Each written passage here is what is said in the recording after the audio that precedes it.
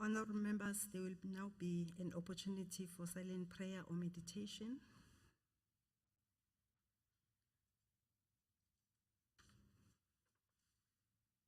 Thank you. You may be seated.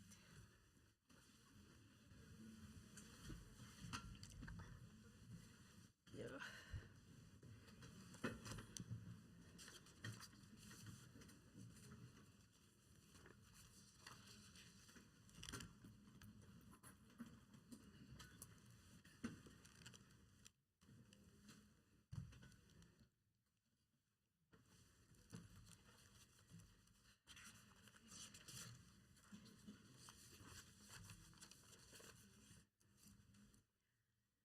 Honorable Premier, honorable members and guests, good afternoon.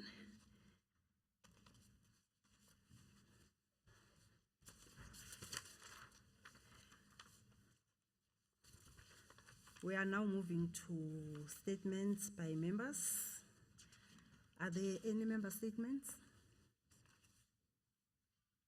Maybe before that, honorable members, just a reminder to honorable members that in terms of our rules, the time allocation for statements is as follows. Each statement is 1.5 minutes. A response to the statement is 2 minutes, and a maximum of 5 statements are allowed as per this rule. Rule 93. Thank you very much. Honorable Makarenge.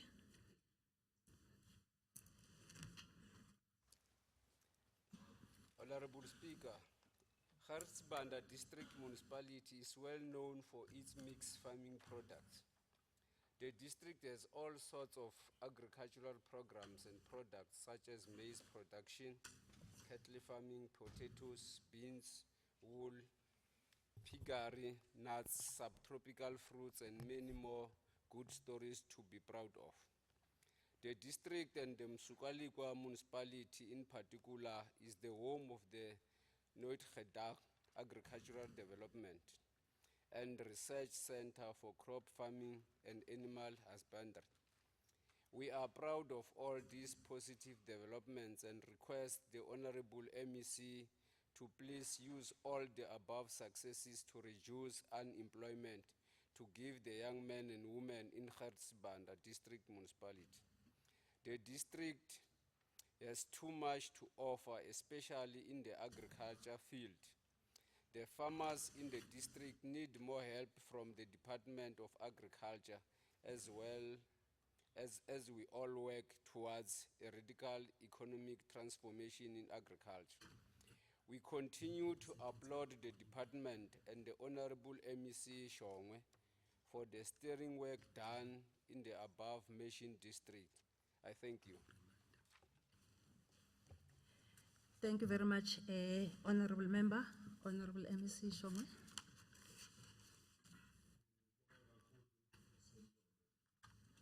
Bonge nakumhlonishwa uchairperson we-portfolio committee ubaba uMakaring. Indeed, iMkhatshwa ingenye yeyifundazwe eMpumalanga ezikhiqizako kakhulu zonke le nhlobo yokudla bekakubala nale Msukalikwa as a sub-region nale Mkhatshwa Research Center. Mhlawumbe kubalulekile Somlomo ngisho la kule ndlu yesishayamthetho nakubantu baseMpumalanga ukuthi le research center lapha eMsukalikwa it's one of the best in the country. Ilaba kukhona noma sihlaselwa i-army worm, ama-scientists alak department enze khona i-research ayikhona nokuyilapha le army worm. I-army worm kuyilesibungu besidlumbile. So siyasebenza kakhulu kunama-programs abo-Fortune 40, abo sizonda indlala, sizonda insila, akhona khona lapha eMkhatshwa nalapha eMsukalikwa in particular. Abantu abasha bayasebenza. Siyabonga kakhulu mhlonishwa ukuthi sisaphila sisasebenza kulombuso wamama uRefilwe Mthweni Tsipane. Ubone ukuthi thina makasithumile senza exactly lokho kokusiza abantu bakithi. Siyabonga. Thank you very much, Honorable MEC. Any other member statement? Honorable Nyembe.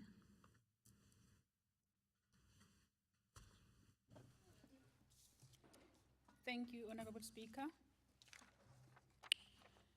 I rise on behalf of EFF to raise a member statement about the shooting that took place on Tuesday, the 10th March 2020 at Emalahleni Hlalani Kahle Extension. It is so sad that when a community was raising the issues of service delivery, they were shot at. At a close range, some were followed into their houses like Ms. Nkele Malibe. It has become a norm that the community always experience police brutality. Even women are shot at their houses while seeking clarity as to why their electricity was cut off. Recently, the police shot dead Colin George Masego of Ward 25 Nkomazi, Langenwap. I thank you. Thank you, Honorable Shongwe, the leader of government business. Oh, Honorable, sorry, Honorable Shabalala. Ngibonge somlomo. Angicale ngokuvelana nemindeni especially lapha kulahleka khona imphefumulo ngalesikhathi emaphoyisa azama mhlambe kustabilize la kusuke kungana kuthula khona kuma communities wethu. Ngisamukele nale statement lesiraiswa ngumhlonishwa lapha. Angisho ukuthi kunetindlela zokukhulumisana tikhona letinhlelo ngaphakathi iIP dibukane naloko lapho umama phoyisa angendi kahle khona kodwa asivumelani nokubulawa kwebantu asivumelani futhi nokubulawa kwemaphoyisa ngoba emaphoyisa asuke atosigada asuke atosiphephisa endesho ukuthi wonke umuntu uvikelekile. So lesiphakamiso lesi sisho kona ukuthi kusafuna sifundzisane nalemphakathini ukuthi uma amaphoyisa sewafikile kuyini lokufanele sikwende nawo futhi kufuna sikhulumisane nawo ukuthi kuthatha ini ukuthi kudubuleke umuntu ngenhlavu lebulalako basichazele kahle kukhulunyisana netakhamumuntu kodwa esikhatsini esiningi amaphoyisa asuka atosilamula asuka atoletha ukuthi kube nestability bani bakhona ke emsebenzini bugebe kungabi khona ngalesikhathi bani bakithi ba protest. Ngiyabonga. Thank you very much, MEC. Any other member statement? Honorable Stole. Thank you, Honorable Speaker. I rise to deliver a member statement on behalf of the Democratic Alliance. Honorable Speaker, in 2018, the Auditor General findings revealed that a tender to the value of 9.9 million was awarded to Junox 210cc to supply photocopies to the Mpumalanga legislature, despite that company being disqualified during the bidding process for not having tax clearance certificate. The Auditor General further revealed that Frugad Code CC was awarded 19.6 million tender for security and data integrity, and the Auditor General found that this company was not supposed to get the tender because it used a SEP accreditation that was not registered under its name.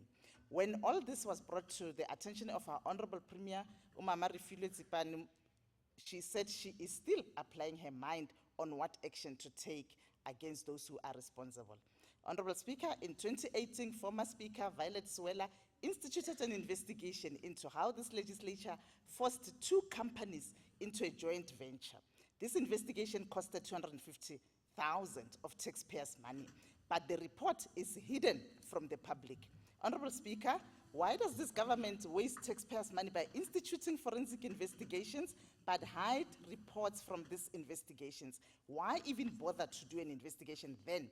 When are we going to release the forensic report for Tabachwe, Dr. J.S. Moroka, Governor Mbeki, and Lekwa local municipalities? These reports are long overdue. When are we releasing the report from the investigation that was instituted by the former Speaker, Umama Violet Suela? Honorable Speaker, I know it has become a norm for this government to blame apartheid for its corrupt activities, but please don't start blaming coronavirus as an excuse Time to up, steal our Honorable money. Member. Thank you. Thank you very much. Honorable MEC Shongwe, the leader of government business. Ngibonge kakhulu Somlomo. Ngibonge nakumhlonishwa ngesiphakamiso asiphakamisayo njengomsebenzi wakhe amele abantu eParliament. Uma bona izinto zingahambi kahle kufanele asukume azihambise ngomkhakha wakhona. Singatholi platform yaseParliament kuphela ukukhuluma ngalezinto. Futhi ke ngiyajabula ngoba umhlonishwa uyasho uthi ukhuluma ngelegislature ngonyaka othile ubalako bo2019 and so on. Ilegislature leyakhuluma ngayo wazi kahle umhlonishwa ukuthi ilegislature iphathwa nguSpeaker. I-institution on its own ine-leader yakhona enguSpeaker o-qualified ukuyi-leader ngayo yonke into. Upremier akangena indawo endabeni zaselegislature. Upremier uphethe i-executive uphethe thina. Uma ngabe kukhona kwenziwe ngithi okurong, upremier uyangena lapha athi shongwe lapha ka-agriculture la ngokuthume khona utshontshe 1 2 3 ufuna kufake investigation ngokufake ibruku ligcwala umoya ligcwala umoya nalugcwala. So ke legislature yonke lento azibalile zinengi speaker nalonyaka ondlulile leminyaka ibalako mhlawumbe sesikhohliwe nokuyikhohlwa speaker. Just a minute. Honorable Stole. Thank you, Honorable Speaker. I rise on Rule 37 on a point of order. Honorable Speaker, everything that I have raised actually involves the former Speaker, of course, because the legislature is under a Speaker, and Ubaba Shongwe is right, and that is why I've raised it, because it happened under the leadership of MEC Shongwe as the Speaker, and it was reported to the Honorable Premier. So I Okay. followed the right processes. Thank you. Okay, Honorable Stole, that point of order is sustained. Honorable Shongwe, you may continue with your answering. Umhlonishwa ngimthanda kabi ngoba nalama rules and orders uyathanda kwa quote awuphinda wahlanganise sometimes asakhohliwe. Loma rules lawa waquotako awasho ukuthi ilegislature seyiphethwe ngupremi. No, ahleli njalo athi ilegislature iphethwe nguSpeaker. So izinto zenzeka ngaleso sikhathi azibalile umhlonishwa kuyawufaneleke ukuthi as an institution sithole ama fact kuye umhlonishwa ngoba kubonakala ngathi unawo awalethe sihlale phansi siwabuke bese simnikeze report ngesikhathi siyabonga. Thank you very much. Any other member? Legislature hayi mina. Yes. Yeah, nothing ngisho ukuthi legislature sengibeka nje in figurative Yeah, no, language. honorable members. Ungangimemezi. Order, please. Order, honorable member. Honorable Shongwe, time is up. Thank you very much. Any other member statement? Honorable. Any other member statement?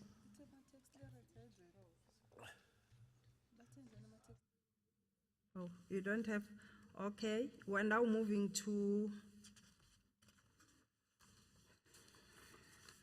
executive statement. Are there any executive statement? Honorable MEC Manzin, you can move to this side so that Yeah, they can be able to hear you well, because it's a executive statement, that one, so that for the benefit of all who are here. Thank you very much. Thank you, Honorable Speaker. I rise on an executive statement to indicate to the House that the whole world has been shaken by the outbreak of coronavirus 19, known as COVID-19, which is a new strain of coronavirus that has not been previously identified in humans. It was first identified in Wuhan, in China, where it has caused a large and ongoing outbreak. The COVID-19 virus is closely related to a bad coronavirus. The outbreak has been declared by the World Health Organization as a public health emergency of international concern and a serious risk to multiple countries, and thus needs a concerted international effort in order to control the spread of the disease. South Africa diagnosed its first case on the 4th of March 2020, and by yesterday evening, were the total number of 13 reported cases in the country. The province has seen 9 suspected cases with a history of traveling abroad, and 6 of them tested negative, and we are still waiting for the results of the 2 cases.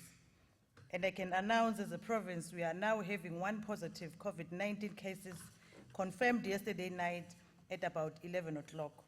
The patient visited Orlando, Florida via Dubai. She arrived at OR Tambo International Airport via Dubai on the 8th of March and stayed overnight with her father in Johannesburg before driving to Mpumalanga on the 9th of March.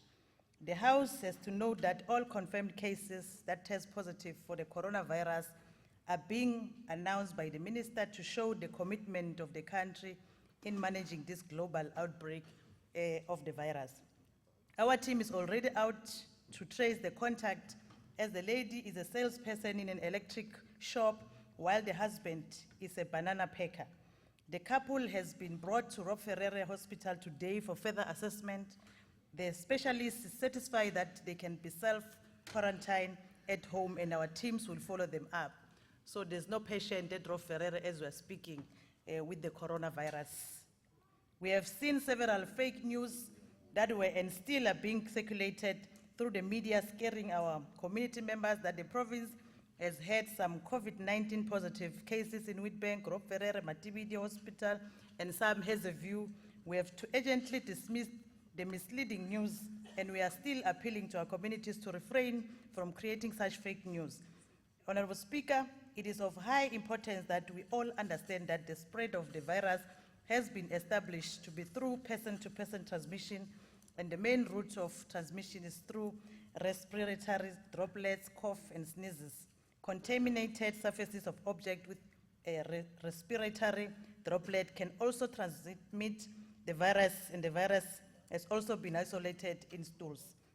It is further important that we know the signs and symptoms, which are fever, cough, difficulty in breathing, general body pains, and diarrhea.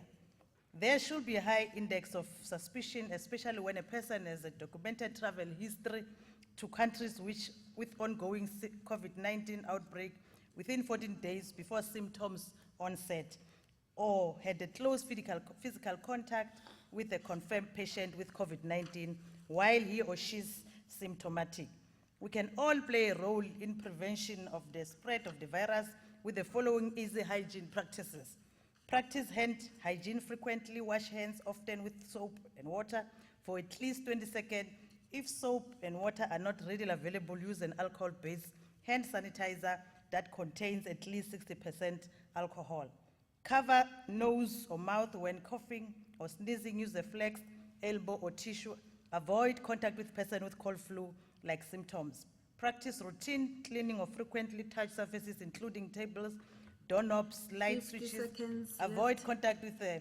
And Honorable Speaker, I want to thank the Honorable Premier because already she has addressed the media in the province to make sure that everyone remain calm, so that if there's any cases, they are able to come forward to us as department. We are ready, working with National. Thank you very much. Thank you very much, MEC Manzini. I will now give for comments on each party, 3 minutes. Yes, I will start with the leader of the opposition party, EFF.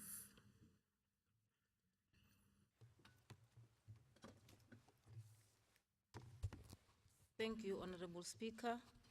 The EFF call on government to institute urgent measures to protect the poor people of Mpumalanga from the COVID-19 and not just monitor the country point of entry.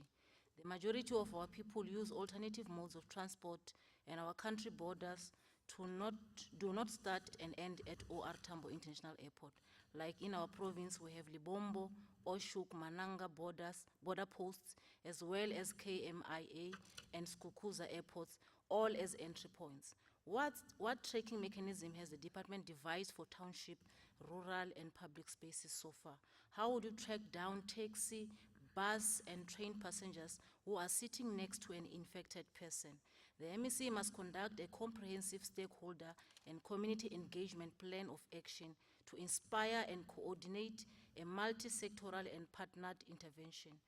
We must also conduct a massive awareness campaign in all places of mass gatherings such as taxi ranks, bus terminals, shopping malls, churches, etc.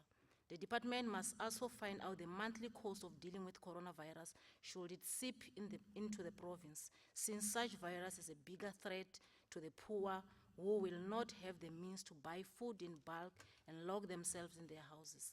The EFF urges the MEC to treat this scourge as other destructive diseases, such as the Ebola outbreak. Thank you. Thank you very much.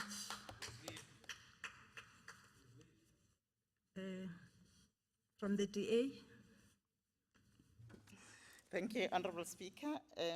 Honorable MEC, the DA agrees with you on keeping the Mpumalanga residents informed and safe.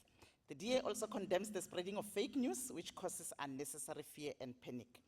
Honorable Speaker, the Honorable MEC and all the professional healthcare professionals are going to need as much support now more than ever.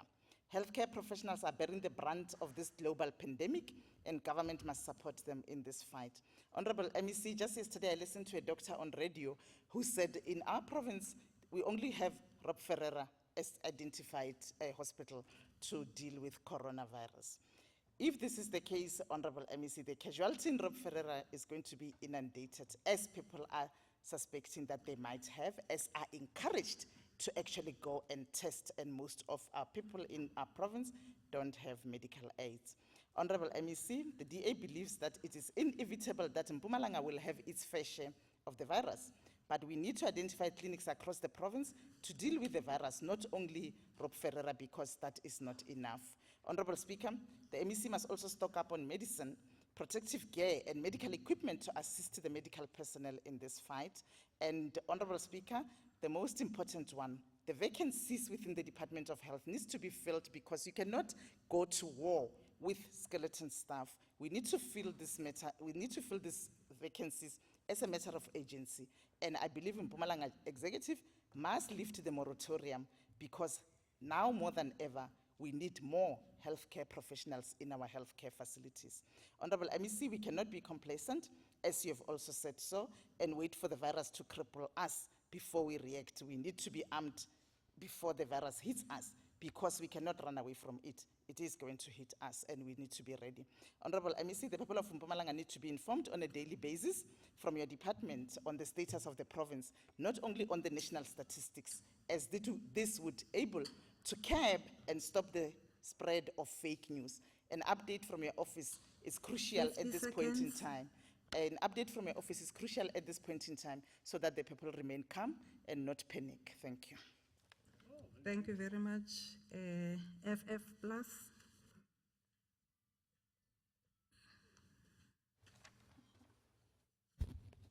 Madam Speaker, I concur with a lot of the statements that were made by the Honourable Leader of the Democratic Alliance.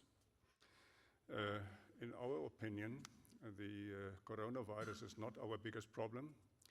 Our biggest problem is the state of inefficiency in our hospitals. It is a tragic state of affairs. Point of order. Take your seat. Honorable Sedibe. Thank you, Honorable Speaker. Lomlisa ulahla indlu is misleading the House. Uma ati coronavirus is not inkinga yabo lenkulu. Precisely because coronavirus kwamanje inabo laba bamhlophe ngoba ngeba ba traveler. Thina abantu abamnyama sinalo. Thank you. Honorable. No. Honorable Webb, you can continue. I thank the Honourable Member of this House for a very interesting comment. I want to repeat that the state of our hospitals are in such a state that we are going to battle to contain this virus. I have seen hospitals which are full. Patients are lying in the passages. There is an acute shortage of professional people, doctors and nurses. And I believe that we are going to battle to contain this disease which has been declared a pandemic. We are not ready to contain it at this point in time, and therefore I will plead that we do everything possible to strengthen our situation so that we can contain this pandemic efficiently. I thank you. Thank you very much, Honorable Webb. ANC? Honorable Speaker, thank you very much. The African National Congress welcomes the executive statement that has been presented by the Honorable MEC. We appreciate mostly that the executive statement seeks to ensure that people are not, do not panic, and that our government is hands-on to ensure that the spread of the coronavirus is well managed and controlled.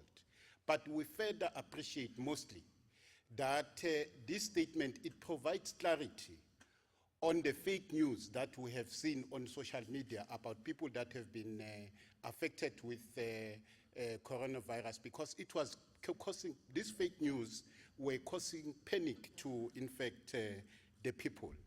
We call on the department to move with speed to ensure that we prepare in advance facilities to ensure that should the spread of coronavirus reach a stage where we need to quarantine people, that we have such facilities to ensure that we have facilities to quarantine people. We appreciate the speedy response with regards to the 9 suspected cases, that the department have also responded to those 9 people. And the 1 victim that has been confirmed, we wish him and his family, or her and her family, a speedy recovery. As the ANC, we appreciate and welcome that the department has moved with speed, and that our government is providing leadership and clarity with regards to the impact of the coronavirus. I thank you. Thank you very much, Honorable Member. We're now moving to motions without notice. Are there any motions without notice? Honorable Tabete?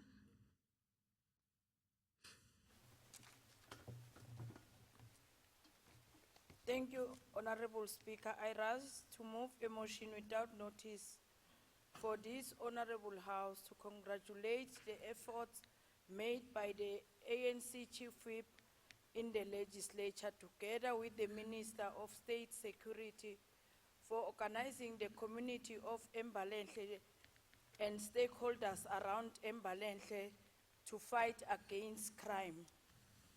The community of Secunda and Mbalenhle has been recorded in particular by crime statistics that it's one of the among places that has high rate of crime. They've reported crime in the province of Mpumalanga.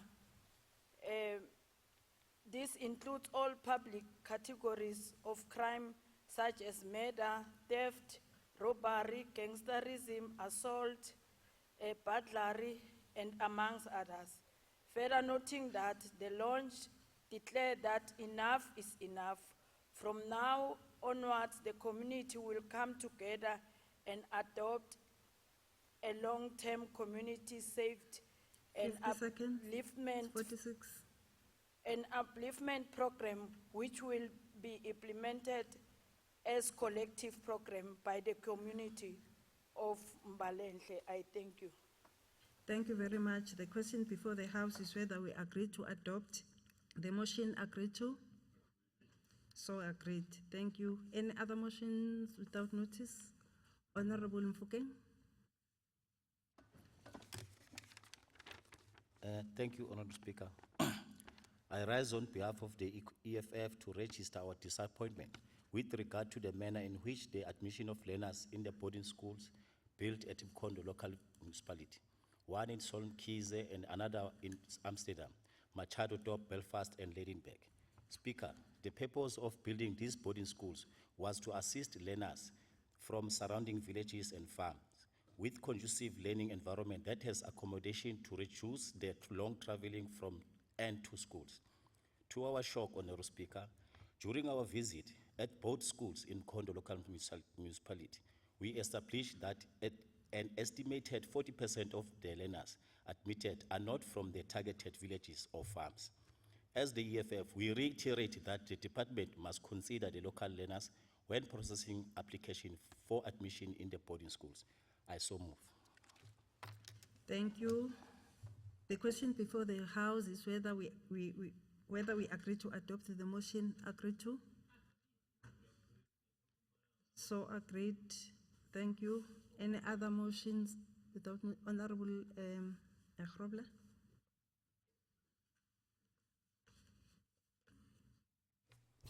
Thank you, Honourable Speaker. I rise to deliver a motion without notice on behalf of the Democratic Alliance.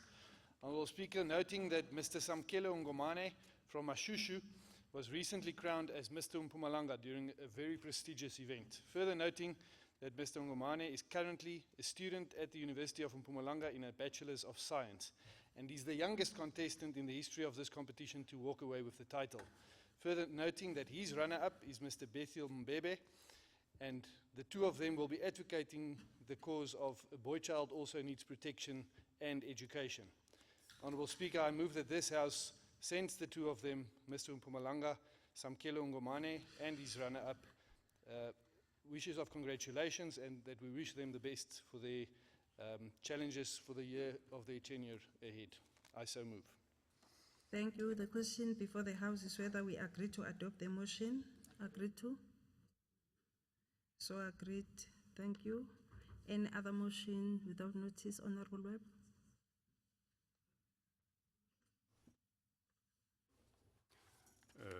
Honourable Speaker, I rise on behalf of the Freedom Front Plus as a to put a motion without notice as a matter of principle. I am the leader of the Freedom Front Plus in this province, and I'm not being paid for that. I have been elected to the legislature, and I have been paid, and I'm being paid a salary. And it is a matter of principle that if I am being paid a salary, I must perform my duties in the legislature. I have raised my concerns about this issue at a number of occasions in-house without response. Then I wrote a letter to the Speaker to ask for the attendance register to see how many meetings I have attended and how many meetings the leader of the Democratic Alliance has attended. And in order to solve this matter in-house, I was then publicly challenged on this basis, and I have to respond because of the fact that I have been publicly challenged. And therefore, I want to divulge what I have received from the Speaker. In die afgelope jaar was daar 17 sittings geweest, waarvan ek 15 bygewoon het. Die leier van die Demokratiese Alliansie het slegs 7 bygewoon. Sy sit op 2 komitees.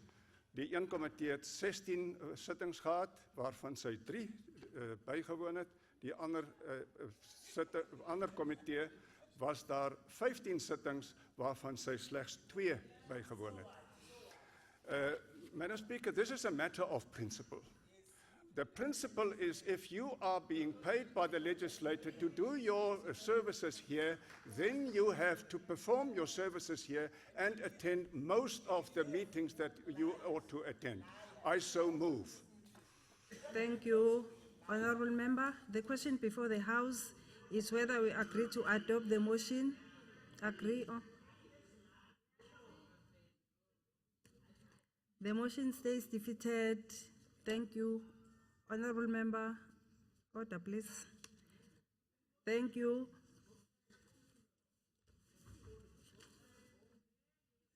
Any motions without notice? Honourable Mlombo? Honourable Stole, order please. Honourable Speaker, I hope they will give us an opportunity to raise the motion. I, Fana Vincent Mlombo, the Chief Whip of the Majority Party, hereby moves a motion without notice that the House notes that the committee report on the Mpumalanga Second Adjustment Appropriation Bill, which is Bill 1 of 2020, shall be tabled in today's sitting by the Portfolio Committee on Premier's Office, Finance, Economic Development and Tourism for consideration by the August House. Further noting, Honorable Premier, that Rule 192, Sub-Rule 2 of the Rules and Orders of the Legislature provides that, I quote, Honorable Speaker. Okay. Honorable Mlombo, you can sit. Honorable. Yeah, on a point of order, but I want to clarify. Are we on the motion without notice or are we on motions? Motions without notice, Honorable. Yeah, but the honorable member is raising a motion. What is raising for a budget speech to be debated here? It's a motion, which you should have raised in the motion item. It's not relevant to a motion without notice. It's out of order. May I be advised, please? It's a motion.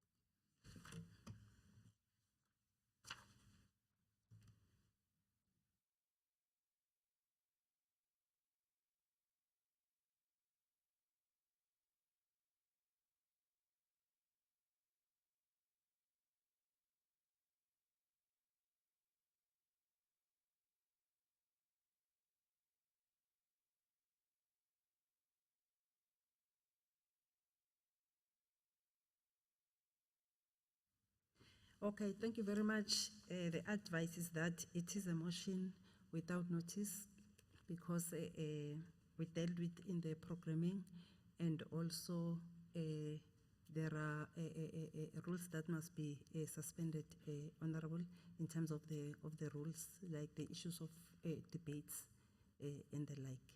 So you can continue, Honorable Mlombo.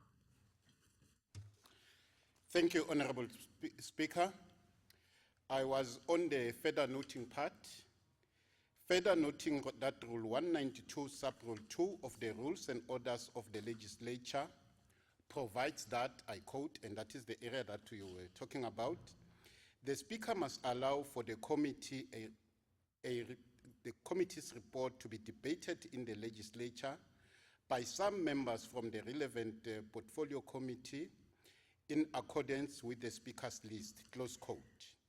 Further note Rule 194, Sub-Rule 6, which states that the report of the committee must be circulated to all members at least 2 working days before the debate. I therefore move that the House adopts a resolution in terms of Rule 4.1 to suspend the provision of Rule 192, Subsection 2, Sub-Rule 2, and Rule 194, Sub-Rule 6. That the report of the above-mentioned portfolio committee not to be debated in today's sitting, and secondly, that the time period of the 2 working days regarding the circulation of the committee report not be applicable in the said report. I so move, Honorable Speaker. Thank you. Thank you very much, Honorable Mlombo. The question before the House is whether we agree to adopt the motion. Agreed to? So is agreed. Thank you very much. We are now moving to notices of motion. Are there notices of motion? Honorable Sedibe. Ngiyabonga Somlo. Ngisukuma ngokudumala lokukhulu. Kubona abantu bakithi bagcwele la from 10 o'clock ngenxa yokuthi abasebenzi or akunamsebenzi. So unfortunately akusinhlangano EFF lebusako manje. Uma kubusa thina bebangeke babe bakhona la bebatoba basemsebenzini. So ngifuna ukuthi indlulise ukuthi kulesishamthetho lesitaba asihlale si. Okay, Honorable Sedip, may you take your seat? Honorable Shonge, what is the point of order? Mhlonishwa, ngokukhulu ukuhlonipha umhlonishwa uSedibe. Uma imemory yakhe imkhumbuza kahle. Le motion ayikhuluma namuhla akaqali kuyikhuluma. Uma ngingaphosisi sekwesithathu ayibiza le motion. Manje ke bengithi somlomo. Point Umhlonishwa, of order, yes. umhlonishwa akanamvumo yokubiza emotion inye more than 3 times. Especially makabona abantu nje bamshayela izandla zingekho. Honorable Shongwe, in terms of the freedom of speech, the Honorable is given that opportunity to raise any matter. Conclude, Honorable. Very progressive speaker. Into bengisho ukuthi ngicela ukuthi lesishamthetho kunalokuthi siloku sibabita abatodla lamaplate ngo1 bahambe banathela amajuice ntsamba amasathu bayodlana nakusasa bayodlana asihlanganeni sikhulumisaneni ukuthi sibayendela njani mathuba emsebeni lokufake phakathi kubanika umhlaba manje labanye ngolomnye ngabe utuke etractor lomnye ngabe uyalima lomnye ngabe endanga and so forth. Thank you. Honorable Mlombo. Honorable Speaker, can I correct one thing? The honorable member is misleading the House that the members in the gallery have been called to come and eat and go back. They have been called to come and participate in the sitting of the legislature, not to come and eat. The ANC government respects these members of the community or members of the public that are here. We cannot make a joke with them to call them to just come and eat and go. So the honorable member must please withdraw the statement that he has said. Thank you very much. Before you can continue. Okay, I thank you. don't have a problem with his notice of motion, but he must not mislead the House and the members in the public gallery. Thank you very much, Honorable Mlombo. Honorable Sedibe, that point of order is sustained. Will you please withdraw the statement? Okay, Honorable Speaker, for the sake of progress, mariting lungis, kuze bantu ba understand. Angisho ukuthi batele kuhle. Honorable Sedibe. I would you withdraw please the part. withdraw? But what I'm saying is that sibabitela kutobanika kuhle. They don't participate here. He's misleading the House. It's only Tine let's participate. Members of the gallery does not participate. They are not even allowed to clap a hand. So what are they here for? Eat and go. No, That's simple. Honorable That is why Sedibe. asibanike imsebenzi. Uma ngabe be serious ngabo ngabe Honorable abekho la ma hours emsebenzi manje ngabe basemsebenzini bonke boshayisa ngo4 but we are only using them because sifuna betela Honorable Sedibe. batogcwalisa la basilekelele kuspenda le mali lama billion leniwathengile ngale kudla I so move. Thank you. Honorable Sedibe, the motion is noted and will be dealt with accordingly.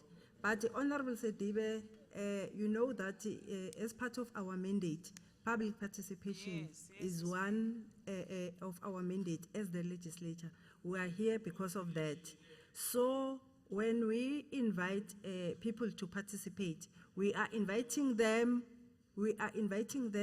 so that they can be able to see what is happening in the legislature and also to know in terms of the rules. Honorable Sedibe, no, don't do that. Yeah, no, don't do that. Now I'm talking and you are also talking. Okay, thank you very much. I was saying that we are inviting our guests as per part of our mandate of public participation. We can go to them in terms of taking legislature to the people. We can also invite them to the legislature. So it's just for that. So I'm glad that you have withdrawn the statement that you have said. Thank you very much. You are now moving to formal motions. I am informed that there are no formal motions. We will now proceed to the orders of the day. The Secretary shall read the first order of the day. Secretary. Order number 1, questions for oral reply to the Premier. I have a question paper in front of me with questions for oral reply to the Premier. I am informed that the question paper was duly circulated to all members of the legislature. We will now proceed to questions for oral reply. The Honorable Premier, over to you. Magem Twenitsipane.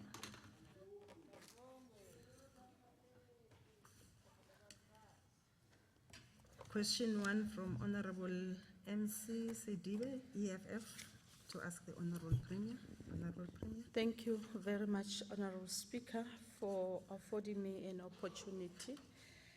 May I pass my greetings to the honorable members of the Provincial Legislature, the Speaker and the Deputy Speaker, the Chief Whip of the ruling party, members of the Executive, and all members of the Legislature. The first question is from Honorable MC Sidibe from EFF. The question reads thus: the government is responsible through National Department of Minerals and Energy for issuing mining rights and licenses. Lily Mine had a valid license which they used to mine in our province. On the 5th of February 2020, we commemorated 4 years since the office container was swallowed by the ground, and in it there were 2 females and 1 male worker. To date, the container has not been located and retrieved. The first question, Honorable Premier, what has been your role and the level at which you have assisted the families of the deceased and the workers who have not had the salary for 4 years?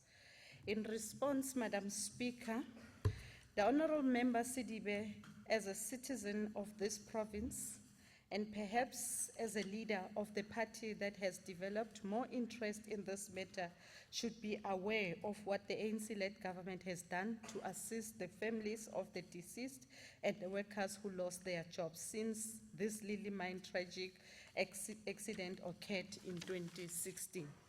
We have also taken note that the movement established by the former mayor of Johannesburg is now competing with the Honourable Member Sidibe for the unwarranted attention of the Lily Mine employees.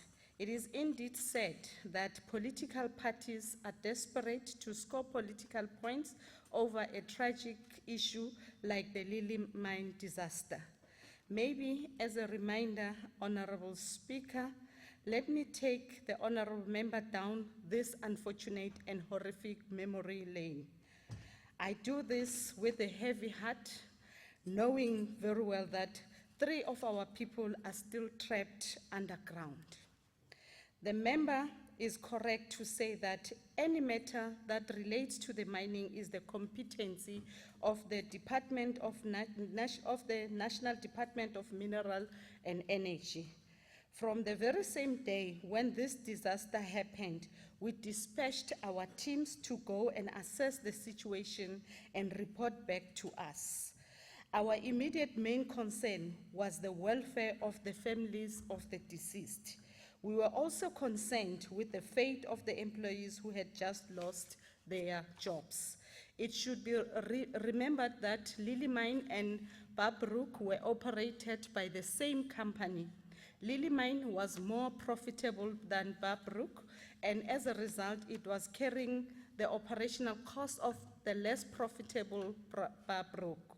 When the accident occurred and Lily Mine was closed, Babrook could not continue operating without the income from Lily Mine. Both mines had to close, resulting in a loss of jobs of many people. You will also remember that the former Premier, now the Deputy President of the Republic of South Africa, His Excellency Didi Mabuza, accompanied by the Minister of Department of Mineral Resources, Mr. Msebenzi Zwane, visited the mine and promised to assist the families of the deceased and the workers. Working with our alliance partners, COSATU, their affiliates, National Union of Mine Workers, and the National Department of Mineral Resources, we were able to raise money from the Chamber of Mines, which resulted in the families of Priti Nkambule, Solomon Nyembe, and Yvonne Nisi receiving 200,000 each. Over and above this, workers were also directly employed by Lily Mine also received lesser compensation. I must hasten to add that not all workers who worked for both these mines were compensated. There was an unresolved labor issue with the subcontracted workers. On our part, as provincial government, we provided all the families of the affected mine workers with food parcels for the period of more than a year. We also invited not only the mine workers who had lost their jobs, but the community of Louisville to register cooperatives and companies so that they could also benefit from the projects that the government was embarking upon in their area. We promised to build RDP houses in the area, and we did. We promised them a paved road which would employ some of the retrenched workers, and we did. We encouraged them to apply for bursaries for their children, and some of them received those bursaries. Occasionally, when resources became available during Christmas period, we do provide food parcels. The member is aware that food parcels are not a permanent feature of our government intervention. It is a temporary measure which is meant to alleviate immediate hardship. We also could not justify providing food parcels for a prolonged period of time to people who had been working at the mine and ignore hundreds of unemployed poor people who had not been working at all. The situation was unsustainable, hence we decided on using government social development programs to empower not just the mine workers who lost their job, but also the community of Louisville at large. The second question: have you ever had a formal meeting with the Department of Mineral and Energy or all stakeholders to discover the nature of the situation, problems encountered, and plans implemented to assist in resolving the tragedy? Madam Speaker, I must indicate that when the former Premier was the Premier, I was part of the delegation that he led at the time to engage with the stakeholders and the community at large in that area, and including working with the Department of Mineral Resources and Energy.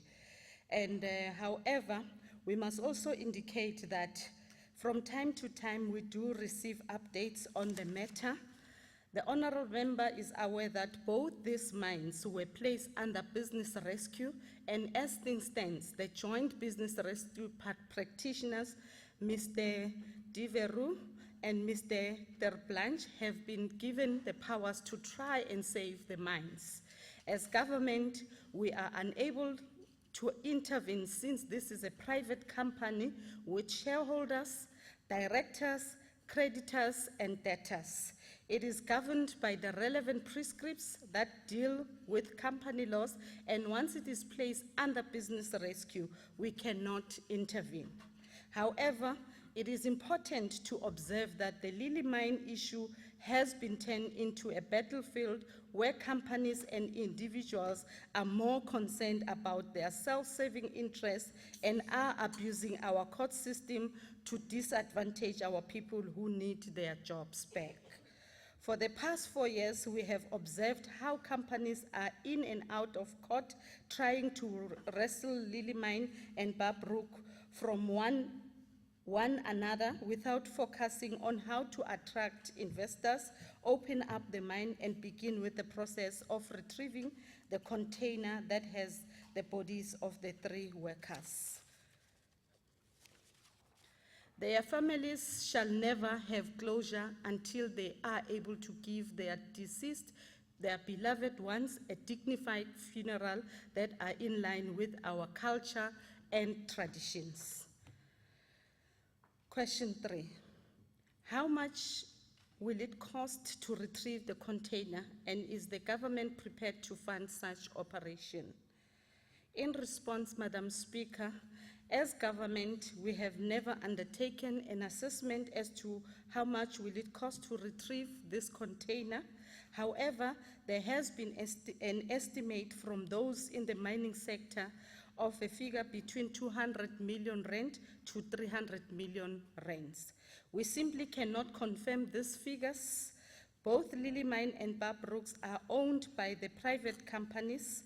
It is the responsibility of these two companies to carry the cost of retrieving these bodies. Question 4. When is the mine going to reopen so that our people can go back to work? There has been no indication of when the mine will open again. As indicated earlier on, this is the responsibility of the business rescuers to resolve all outstanding issues and invite investors who are prepared to invest, re-employ our people who lost their jobs, and create more job opportunities.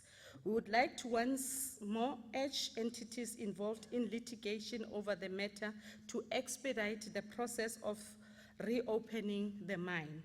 Our appeal is also directed to political parties, both established and newcomers not to use the plight and the sorrow of our people in Lily Mine and Bar Brook for their own political point scoring. This is a non-partisan matter that needs attention of all of us, and we must be very much compassionate about this situation. Thank you, Honorable Speaker. Thank you, Honorable Premier. Honorable Member, do you have a follow-up question? Honorable Sedibe. Yeah, ngiyabonga Somlo. Well, angicala ngokulungisa ngokusho ukuthi it's not a political point scoring matter. It's a matter of a black child. It's a black life, and to me, black life matters most. I'm saying so because if it was Honorable Weber or Honorable Hoblat, lo besoloba lapha ngaphansi for 4 years now, ngaba sikhulumi so. In fact, if it was Grobler or Weber, ngabe kudzala bakhishiwe lapha emgodini, because it's a matter of color, bamhlophe, Honorable Premier. So it's not a matter of political point scoring. And then the problem ekhona la, Honorable Premier, is that Lama family are undergoing a very serious trauma. I'm not sure whether you are aware, but let it come as a question. Are you aware that about the trauma which the families are envisaging? As a result, lo baba womunye untombazane uze wafa nge-stress because ufuna resta le matter into finally for their loved ones. But also, Honorable Premier, maybe as a question. Usho ukuthi lo hulumende wethu qobo omphethe le akanayo lo 200 to 300 million le kwi-budget njengoba usho uyokhipha labantu hulumende waseMpumalanga.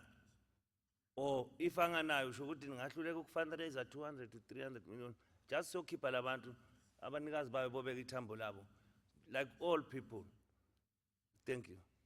Thank you, Honorable Premier.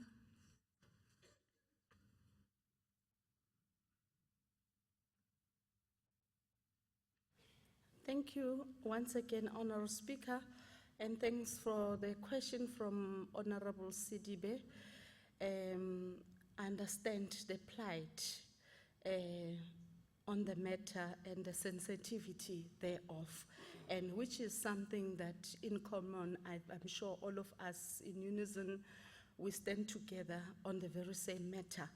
Hence, it is a concern to all of us. We speak about this matter with a heavy heart, because we do understand that those are our brothers and sisters that are not laid to rest in a dignified manner.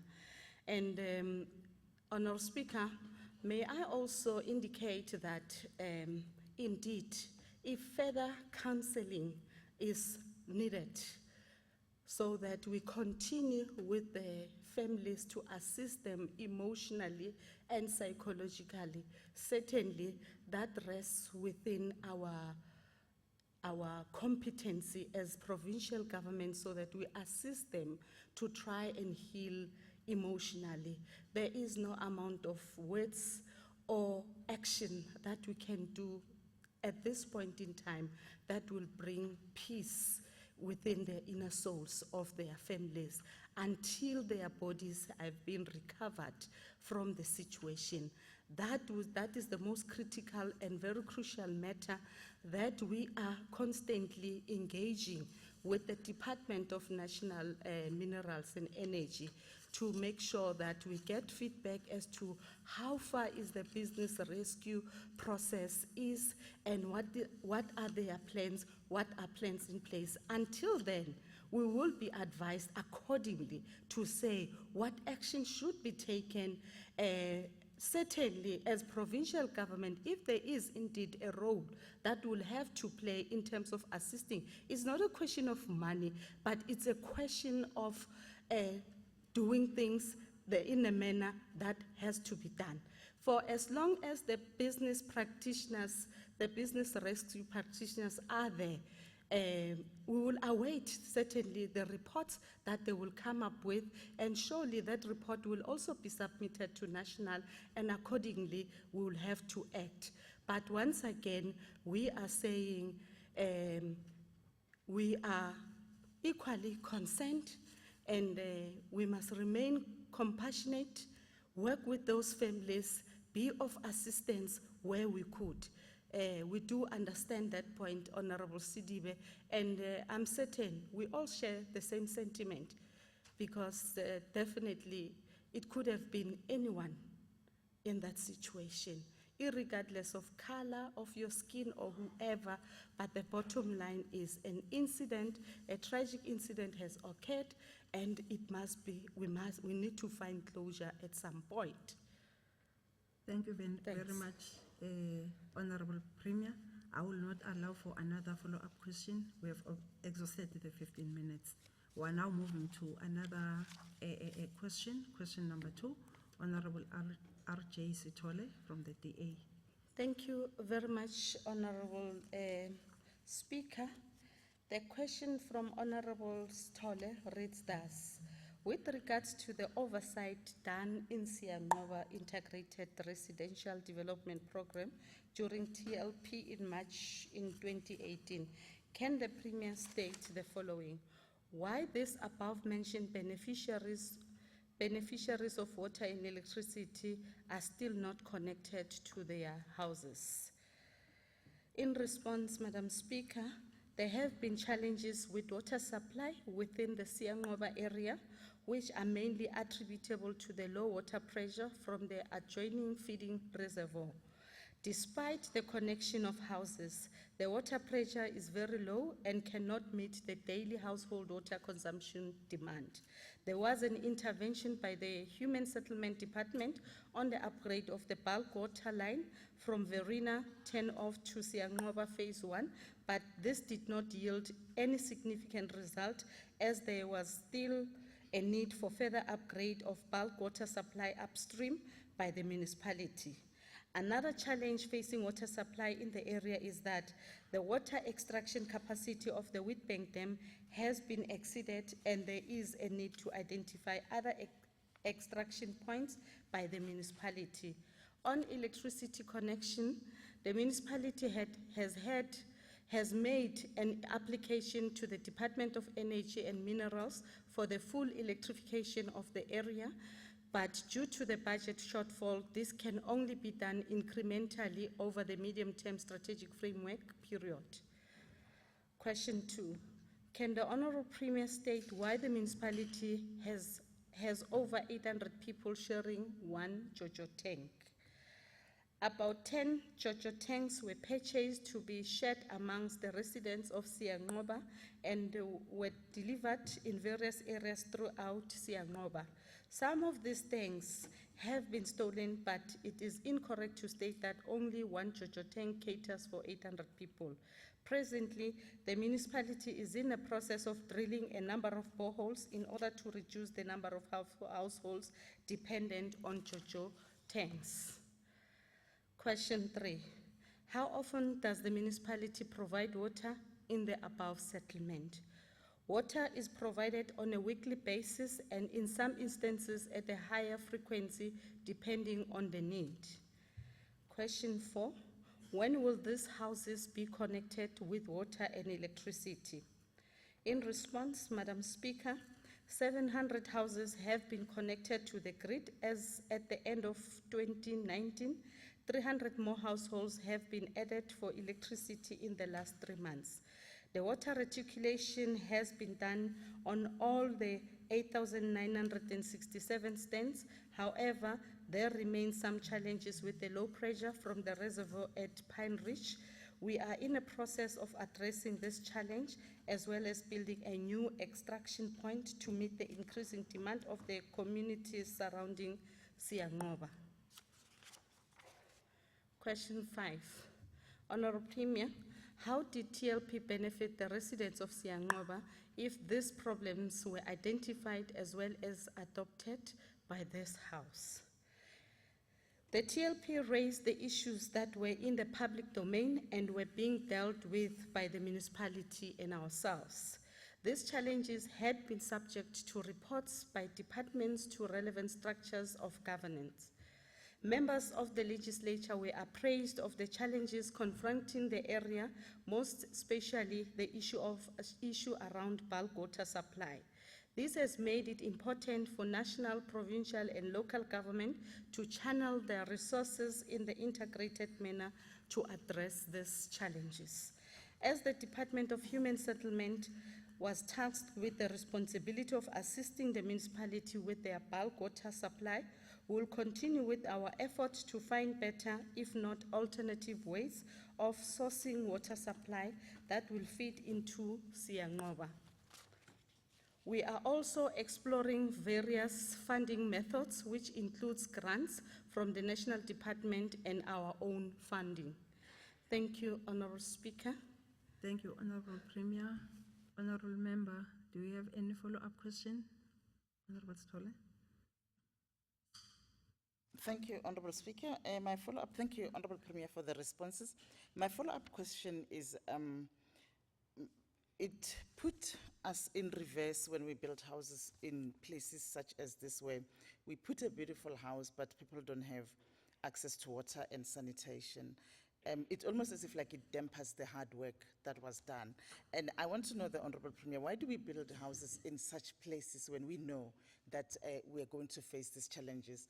You know, there was one lady who called me to her house, and there was sewer inside the house. So it's sort of like we've done hard work, but we are not giving all the tools for the people to live there. And situations like this, I'm sure they can be avoided in future. I just want to know why we build houses in such places. Thank you.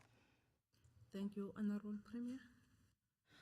Honourable Speaker, I fully agree with what Honourable Sithole is saying right now. An ideal situation would have been that it starts at the municipal level, whereby they will identify a land for us to come and build in the houses. And it doesn't end with identification of a land, but also to ensure that they service the stands to allow for a top structure to come in.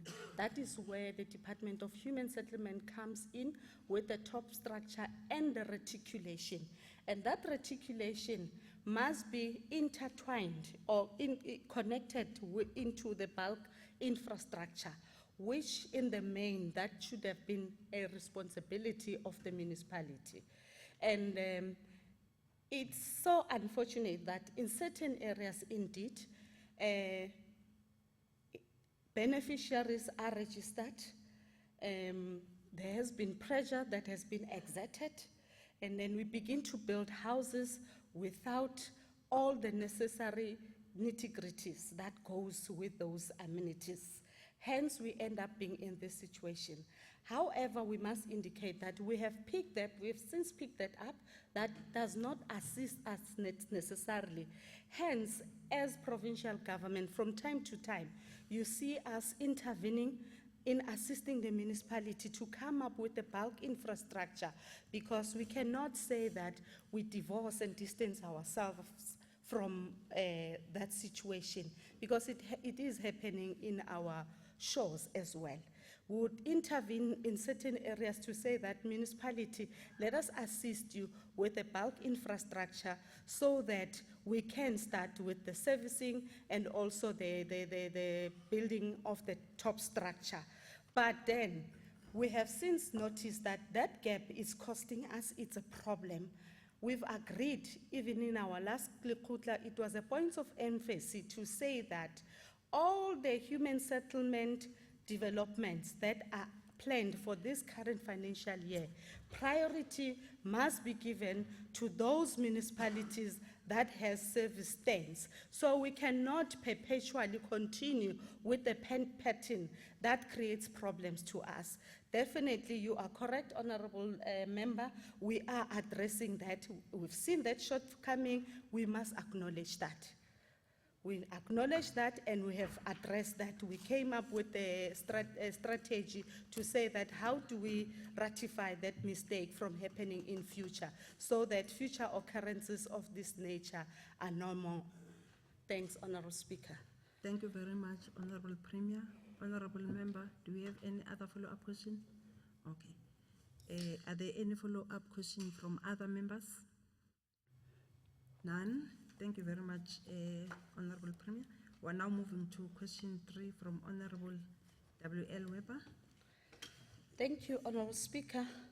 The question from Honorable Weber reads thus: Honorable Premier, Mbombela local municipality received a qualified audit opinion. The municipality total liability reported at the end of the financial year was 2.7 billion rands, indicating an increase of about 300 million rands compared to the previous financial year. Some of Mbombela's listed creditors are Department of Community Safety, Security and Liaison, owed 325 million rands, ESCOM owed 349 million rands, and trade creditors owed 352 million rands by the municipality. Question 1. What services do the mentioned department render to Mbombela local municipality to warrant this large unpaid amount? For clarity purposes, please elaborate with various contracts. In response, Madam Speaker, the provincial government entered into the service level agreement with the municipality to collect vehicle registration and licensing fees.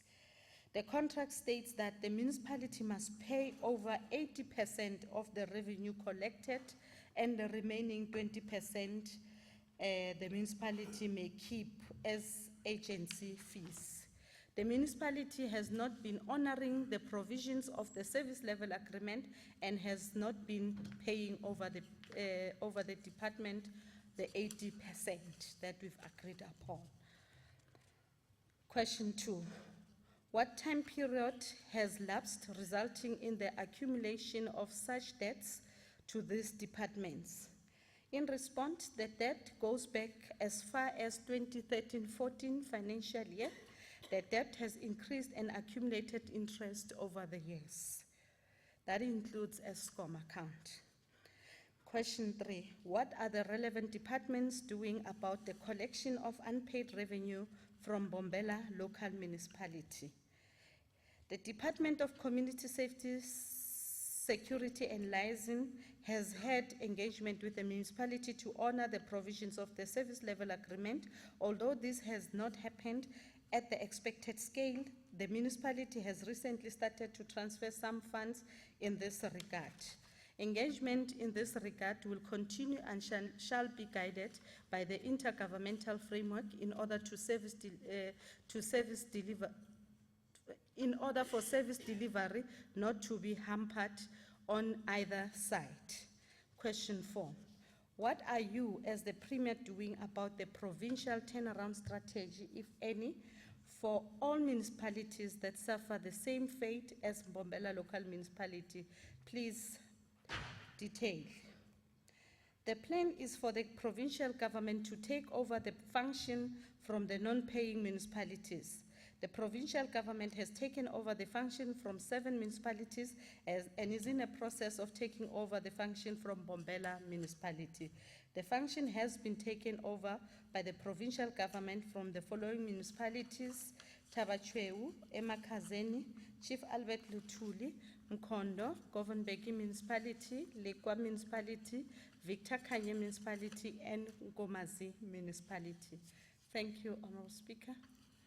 Thank you, Honorable Premier. Honorable Webb, do we have any follow-up question? We are fine, thank you very much. Any follow-up question from other members? None, thank you very much. We're now moving to question 4, asked by Honorable F. Vimlombo. Honorable From the Speaker, ANC. thank you very much.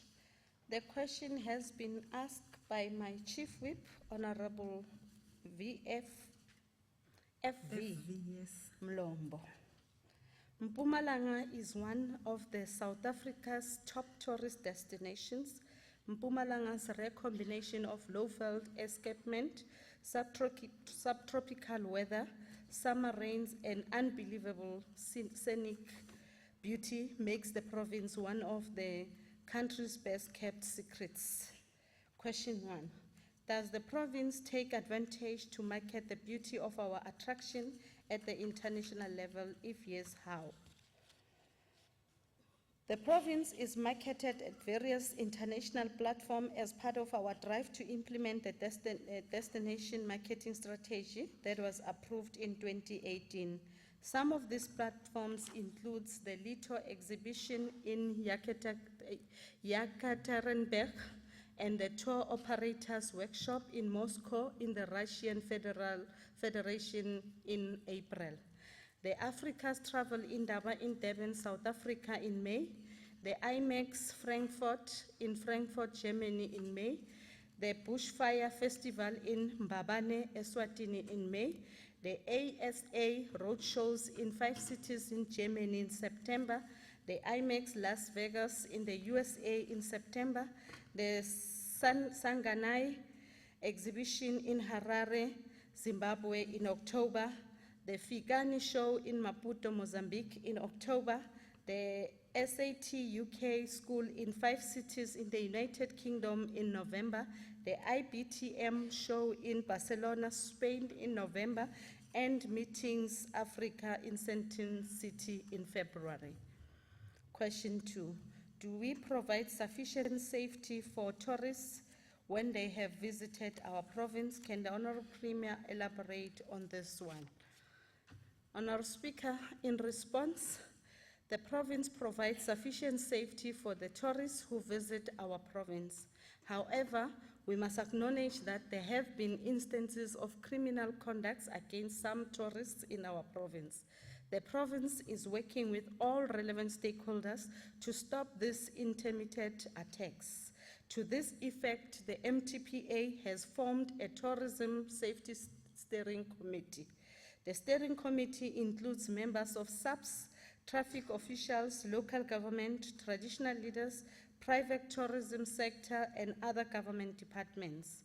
An action plan was formulated in November 2019 and is being implemented in partnership with all the relevant stakeholders.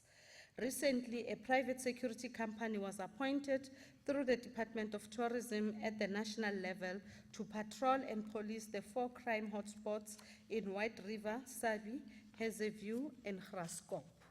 As part of the broader crime prevention strategy, SAPS is implementing the Tourist Safety Crime Prevention Plan, which entails the identification of tourist attraction points, which are crime hotspots, which informs the deployment to ensure there is visible policing. As part of enhancement deployment, 40 reservists have been dedicated to serve tourist attraction points and supplemented with increased allocation of patrol vehicles and foot patrols by crime prevention members. A tourist safety forum has been established and operational plans aligned to addressing all forms of crime targeting tourists and tourism industry. The Department of Community Safety, Security and License Safety has also deployed 472 tourism safety monitors who are assisting a great deal in deterring crime affecting tourists. Question 3. Can the Honorable Premier take us into confidence about job opportunities that are created for women and young people through tourism? For every 16 international tourists that visit our province, 1 job is created. Furthermore, 5 more indirect jobs are created when the same number of tourists visits the province. Tourism has created 1,700 job opportunities for young people through the EPWP, and these are broken down as follows. 700 jobs through the Tourism Safety Monitoring Project, 200 jobs in the food and beverage industries, 300 jobs for food security assurance jobs, 200 jobs in hospitality, and lastly, 300 jobs were created through the new venture creation. Question 4. What strategy has the provincial government implemented to ensure that the industry is transformed to empower all racial groups, in particular the Africans in the province? In 2018, Madam Speaker, the MTPA developed and approved the Tourism SMME Support Strategy. This strategy is being implemented to fast-track the entry of the previously disadvantaged individuals in the industry. The strategy focuses on skilling the new entrants and the provision of market access. Funding remains one of the biggest challenges that impedes the entry of small business in the tourism industry, and this issue is being dealt with at the national level, as the President has announced during his SONA speech that the Department of Tourism will soon start with the review of the Tourism Empowerment Fund to look at the equity fund model. Thank you, Honorable Speaker. Thank you very much, Honorable Premier. Honorable Member Mlomo, do you have any follow-up question?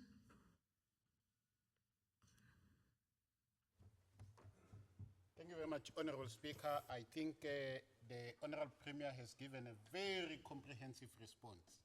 Impendulo zakhe ziyanganelisa. Anginayo omunye umbuzo. Thank you. Thank you very much. Any other follow-up question from other members? Honorable Setibe. Yeah, thank you, Honorable Speaker. My question to the Premier is as follows. Honorable Premier, are you aware that there's a high level of racism in the tourism sector, and it has been monopolized by whites in the province? SMMEs are not getting business opportunities as compared to their white counterpart. And if you are aware, what are you doing about that? Because they've been complaining in the area of Kruger National Park, Graskop, that their business is centralized in Cape Town, and they have to get the leftovers from the whites who are contracted with the authorities, and MTPA is mum on this thing. And lastly, why are you, or what is your plan about the Sutwala Caves? Because it's our natural resources, it's supposed to belong to the government, but as things stands, it's privately owned. Thank you. Honorable Member Setibe, you are allowed to ask one question as a follow-up question as per the rules. Or the honorable member that is given, that asks a question is given two follow-up question, then other members are only given one question. Honorable Premier. Okay. Honorable Speaker, the second one we will forward it in writing so that it is in read to the honorable member. The first question, Honorable Speaker, we want to indicate that indeed there is quite a lot of private sector interest in the tourism sector, but then to say that there are racial elements in it it's a matter that we cannot punctuate as a statement of fact. But we want to say that all strategic stakeholders that are involved in this sector, we are working very closely with them in collaboration with government. We know that in some areas there are some form of resistance. There are still those that believe that they must take control of the tourism sector, disregarding even ourselves. And I must indicate that it's not only white predominantly, even our black brothers, we know them very well. They have got direct interest representing the interest of white monopoly in this regard, trying to push us moving towards a particular direction. But we remain content and very focused to say that let the local people benefit from the riches of this province.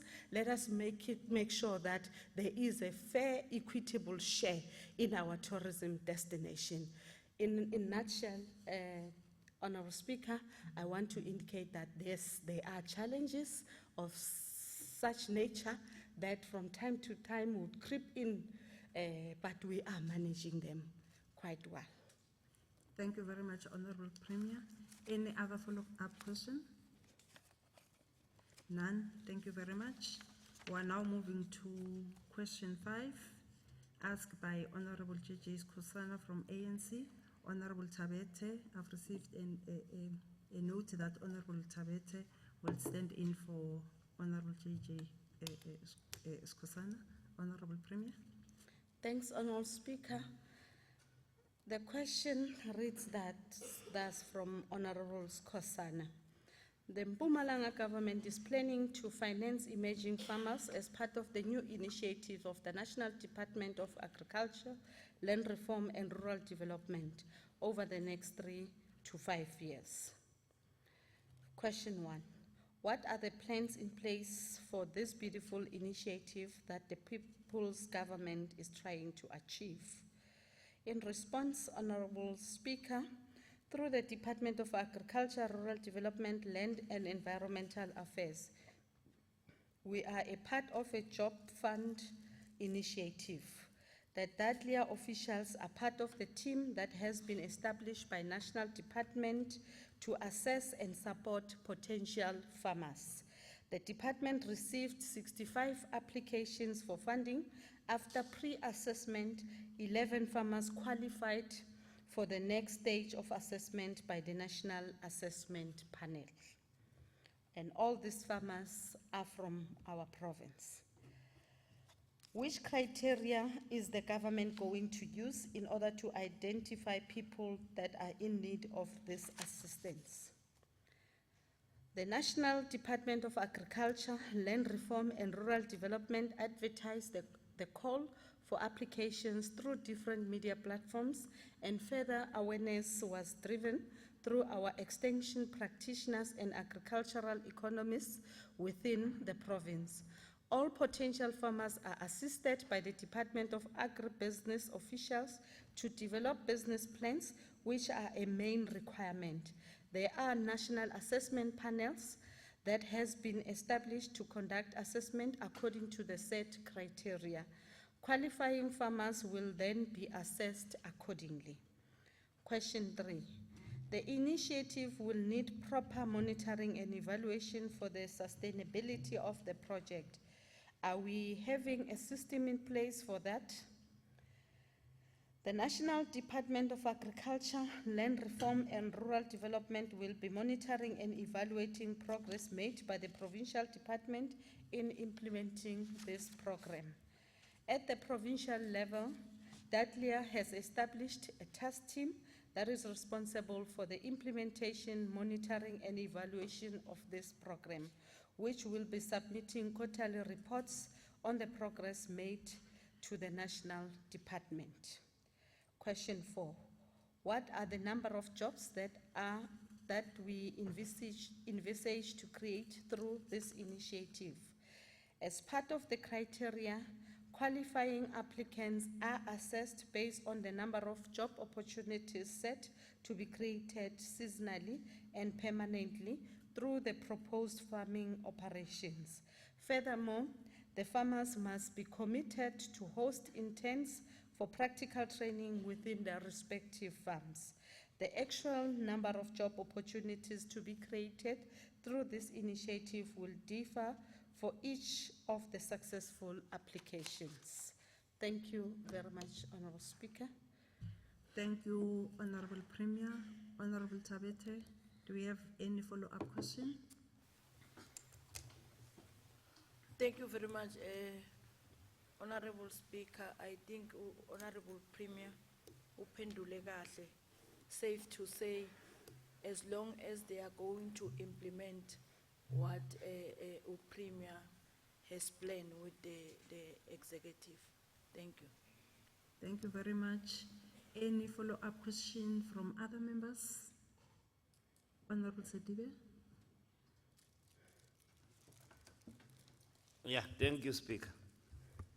Honorable Premier, our emerging farmers in the province have a lot of challenges, varying from one to another, including lack of fencing for their stock or crops, lack of boreholes or water in their farms, and the supply of seeds by the Department of Agriculture, which at sometimes arrives later in the season that is not needed anymore because of lack of proper planning.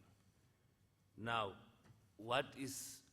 are you aware about that, and what is your plan? But I hope you are aware because we have been with you in the TLPs, where these small scales or emerging farmers have been raising those frustrations. And what is your plan in addressing all those challenges? Because some complain that they even lose their stock because they went astray and then hit by cars and creating even accidents which end up killing families in the roads because of lack of fencing and stuff. And maybe coupled with that, I would like to know the total budget of the financing of these emerging farmers.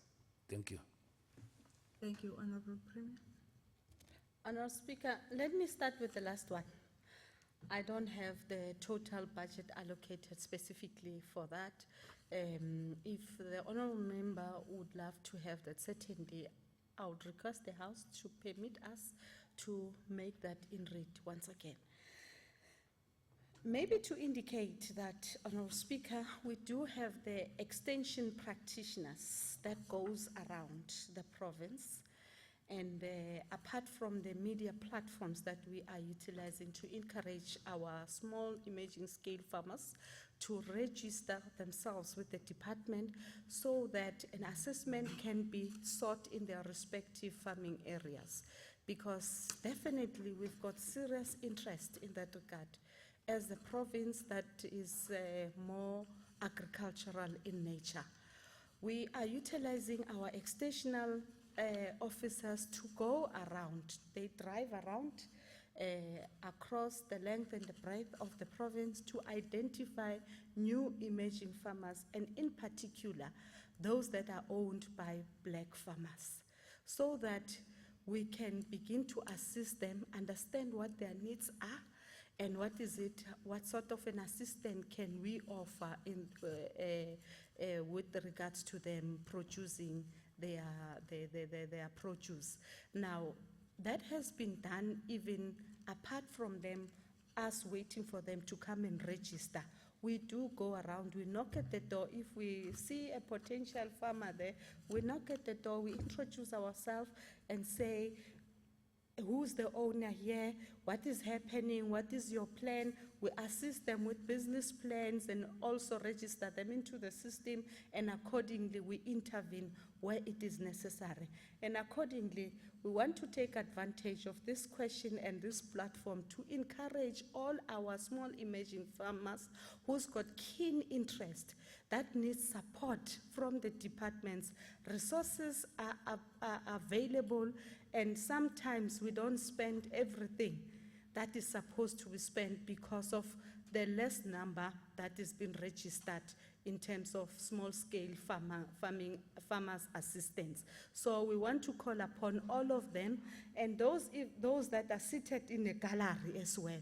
Uguti bantu basempumalanga nali ithuba lisebenziseni asiyekeni ukuthi sosebenzela amanye amadoda asizivuleleni amathuba ukuthi nathi ngokwethu singaba baqashi sinayo ipotential sinayo icapacity ukuthi singazidalela amathuba ukuthi sidale amathuba womsebenzi emphakathini wakithi. Uma bakhona abazimisele ukuthi bangaba bofama farmers wakusasa ukuze basilekelele nangale fresh international fresh produce esiyakhayo kufanele siqale manje ukuzilungiselela ukuze uma sifika isikhathi lapho sivula khona siyazi ukuthi siyakasibiya sothola izimvu ngobunengi usibiya sonalo ulwazi oluzuzile. Uma kufuneka umbila siyazi ukuthi uMamthembu ukhona kuphi ndawana thize siyothola lo mbila sikhona ukuprocessa sithengise emazweni angaphandle ukuze umama usithole akhone ukuthi aphilise nabantwana bakhe aphilise neminye imindeni ezabe ayiqashile ekuthuthukiseni le business la. So ngaleyo ndlela akusi ukumosha kwesikhathi ukuthi nibe khona ngaphakathi kwendlo ukuthi nani nizuze ulwazi ukuthi uhulumende wenu yini lokho akuyenzayo maphi amathuba womsebenzi anidalela wona nisendaweni eright ukuze nikhone ukuzwa ukuthi yikuphi okunye eningakhona ukuzimela nizenzele kona. Siyabonga Honorable Speaker. Thank you, Honorable Premier. We are moving to the next question asked by Honorable Nyembe from EFF. Honorable Premier. Thanks, Honorable Speaker. Honorable Nyembe has asked the following question. The Department of Education reported in its state of readiness for the grade 12 examination that all systems were well and that they had no challenges. Question 1. Are there any results that are still not released for the 2019 grade 12 examination in Mpumalanga? In response, Madam Speaker, all registered candidates who wrote the examination for October-November 2019 received their results. If there are candidates who allege that they have not received their results, they should report their queries to the Examination Directorate of the Mpumalanga Department of Education or report directly to the head of department. It is important to highlight, however, that some progressed candidates have opted for multiple examination opportunities, which allows them to write few subjects in November and the subject in June examinations. Such candidates received results for the subject they wrote, and other subject results will be released after they've written those subjects in June 2020. There are no known candidates who did not receive their results. If schools for any reason refuse to issue results to learners, such cases must be reported to the Department of Education immediately. No school has a right to withhold results from the candidates. Question 2. If yes, how many students are affected? As I have indicated, Honourable Speaker, there are no known cases of outstanding results. Question 3. The question falls away, and same applies to question 4 and 5. Thank you, Honourable Speaker. Thank you, Honourable Premier. Honourable Member, do you have a follow-up question? Honourable Nyembe.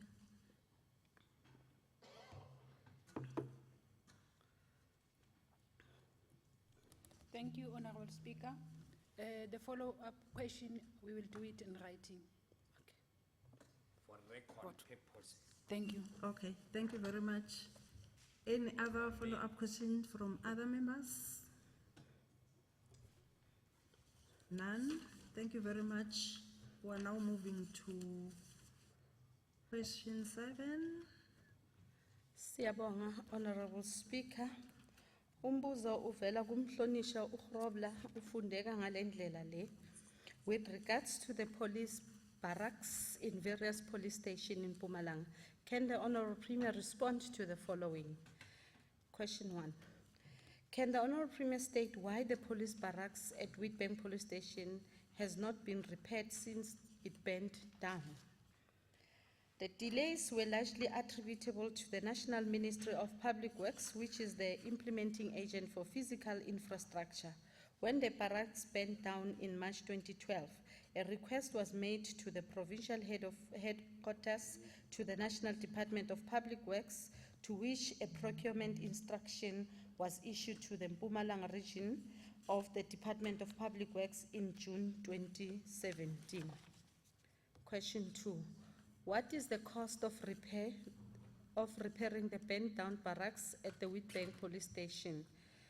The cost of repairs are estimated at approximately 1 million rands. The actual cost will only be ascertained once planning has been completed and construction commenced. Question 3. What is the interim plan for the police members at Witbank Police Station while the barracks are unusable? The 10 affected members were relocated to the vacant barracks within the vicinity. Is there a plan to rebuild the barracks with Witbank Police Station? If so, what is it and by when? We are engaging with the Minister of Public Works and the User Department of Police to ensure that Public Works adheres to the commitment completion of the rebuilding of these barracks.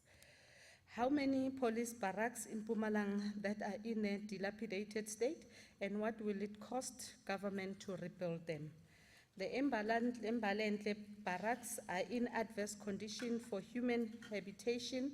The Department of Public Works is finalizing the process of determining the financial implication for the rebuilding of these barracks.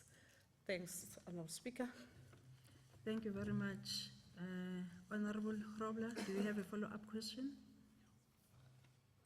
Thank you, Honourable Speaker. Yes, I do have a follow-up question for the Honourable Premier. Honourable Premier, thank you for the answers. I just think it should be noted that sometimes you get the answers and you read it to us, but if you actually listen to what you just told us, in Witbank, those barracks burned down 8 years ago, and it's still not fixed. You say some of the other ones in Mkhatshwa is uninhabitable. This is people in service that we expect to look after us as citizens.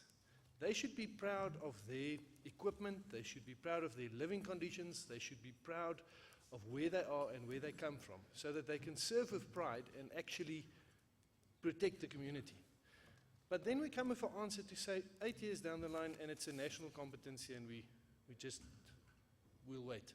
What I want to ask you, Premier, is if you listen to the answer that you just gave this House, don't you please want to walk out of here, walk into your office, pick up your telephone, phone whoever needs to fix those barracks across the province and get them fixed so that we can get our police service, our men and women that serves us, into a pride state of where they live so that they can maybe serve us with pride. Please do that. Thank you, Honourable Premier. Honourable Speaker, what the Honourable Member is saying, it's exactly what we are doing.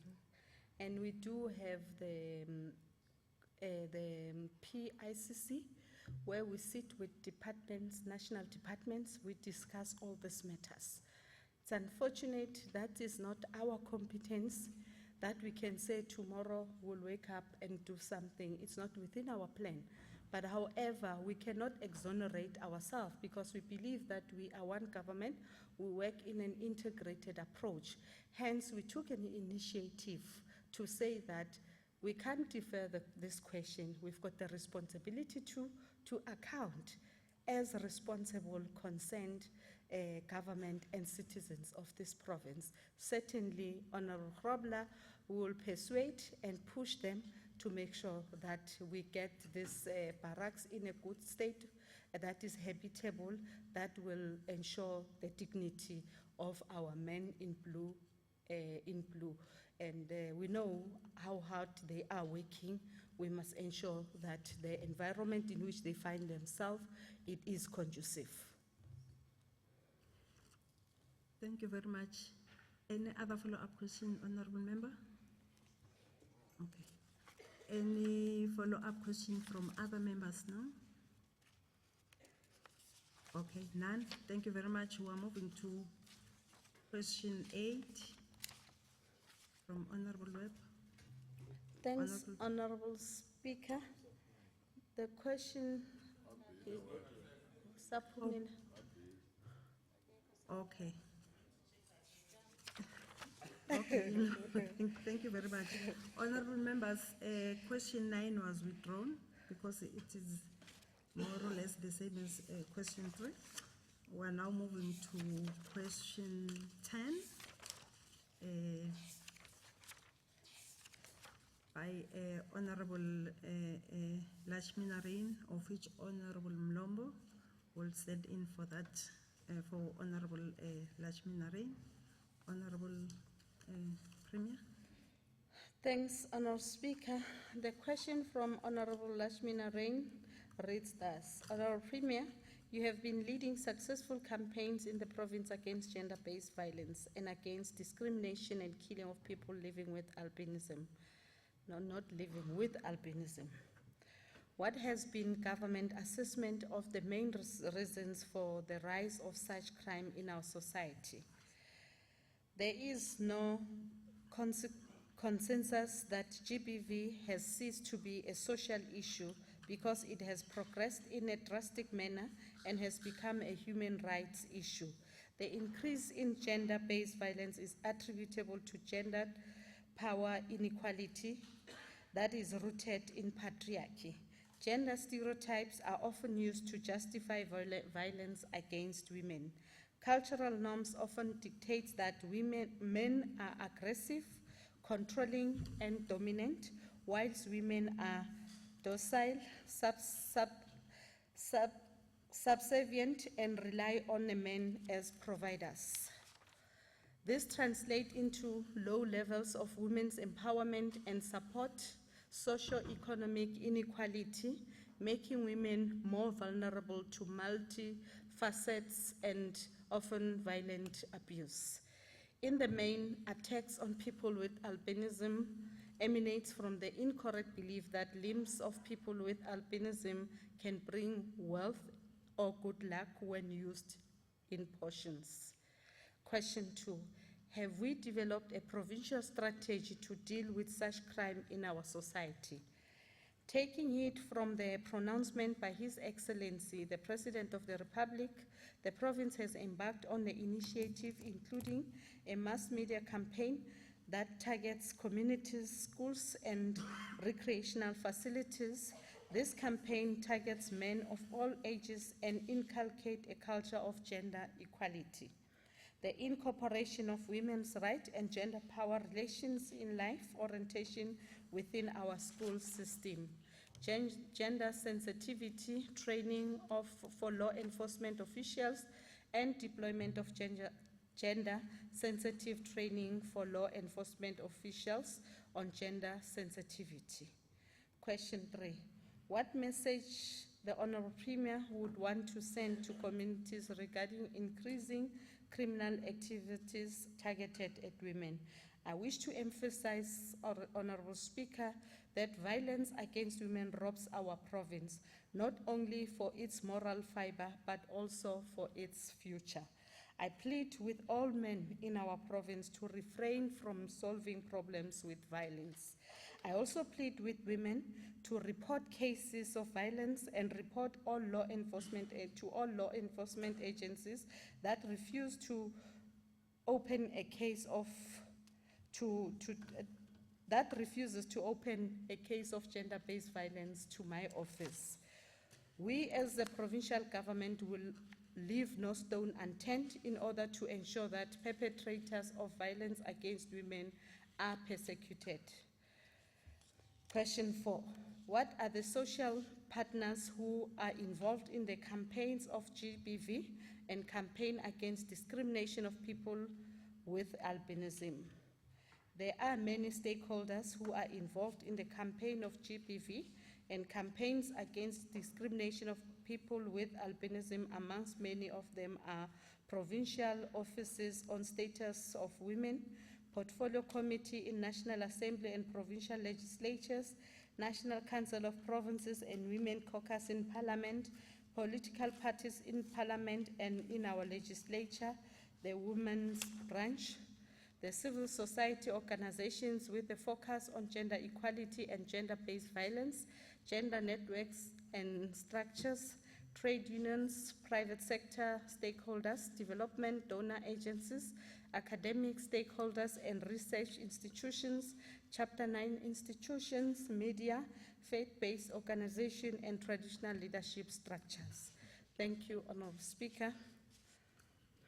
Thank you very much. Honorable Member, do you have any follow-up question? Yes, Honorable Mlomo.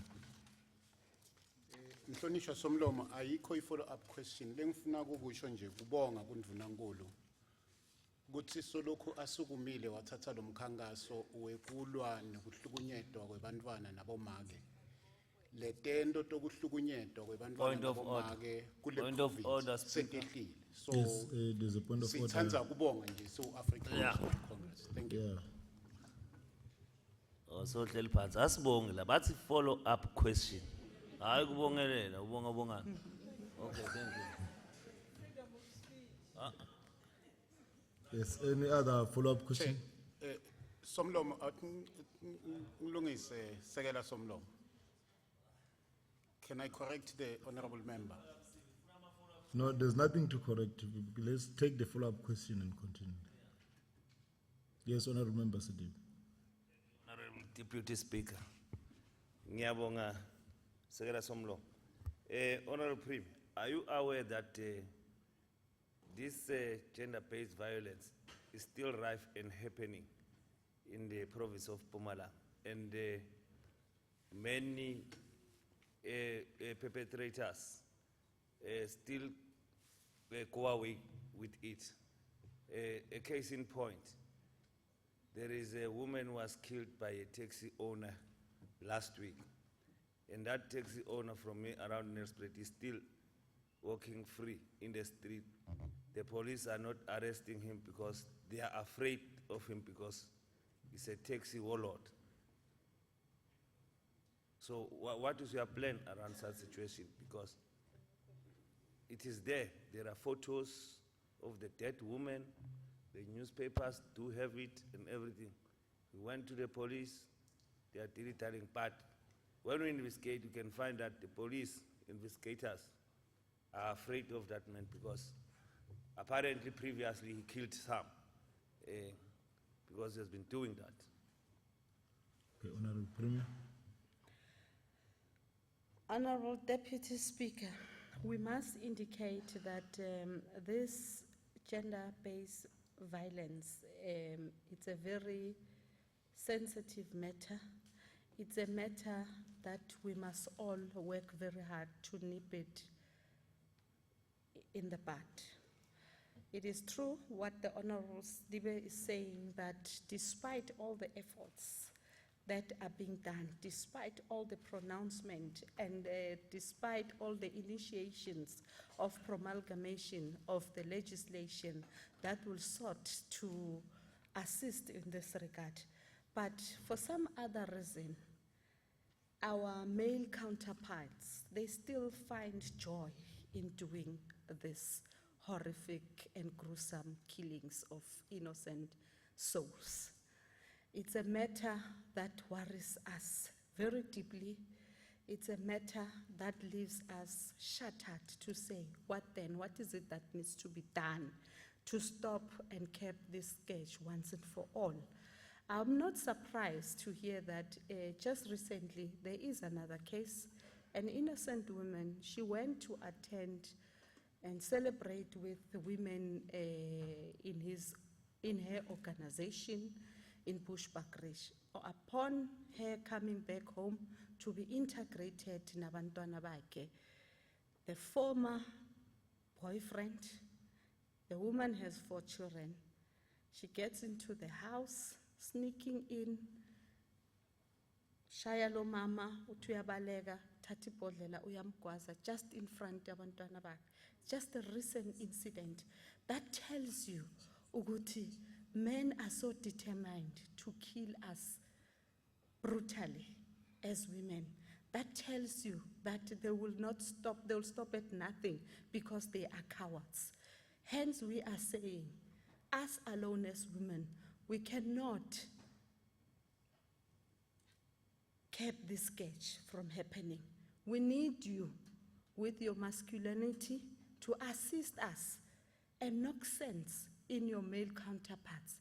Now, Honorable Steve, help me. You know that taxi owner. Tell that taxi owner to go.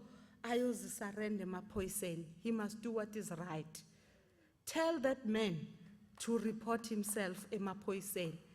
Our police are working very hard. I mean, most of the cases that are happening here in Mpumalanga, they track down all those perpetrators and they successfully arrest them. You know, this is just another case that even this one has already been arrested. And equally, the judiciary, they take a very firm stance based on the evidence before them. They will arrest you, they will persecute you and give you the sentence that you deserve. So it is equally our responsibility as citizens to work very closely with them so that if we know who's the perpetrator, where can you find the perpetrator, let's engage those perpetrators or go to the police so that they can apprehend them. So I would request and plead with you, Mhlonishwa, ukuthi ngincede ukuthi utaxi driver yobanjwa namhlanje. Ngincede ukuthi utaxi driver uyamazi akabanjwe. Siyabonga. Thank you, Honorable Premier. Can we go to the next question asked by Honorable NP Mkhabela from the EFF? Thank you very much, Honorable Speaker. The question is from Honorable Mkhabela from EFF. The primary purpose of providing meals at schools, especially from the previously disadvantaged communities, is not only to give tenders, but to make sure that all kids go to class on full stomachs. Question 1. In percentage form, out of all qualifying schools, how many are not getting feeding meals and what are the reasons? In response, Honorable Deputy Speaker, all qualifying schools ranked in quintiles 1 to 3 are provided with meals 100% in our province. This service is extended to needy learners who are in non-qualifying schools, which are fee-paying schools. Question 2. What plans does the government have to ensure all the schools in this category get supplied with the feeding meals? There are no schools ranked quintiles 1 to 3 that do not benefit from the NSNP. Thank you very much, Honorable Deputy Speaker. Thank you. Honorable Member, do you have any follow-up question? Thank you, Deputy Speaker. And thank you, Honorable Premier, for the response. I have one follow-up question, Honorable Premier. What informs the Cabinet to move the GNP from the Department of Education to Agriculture, and why? Thank you.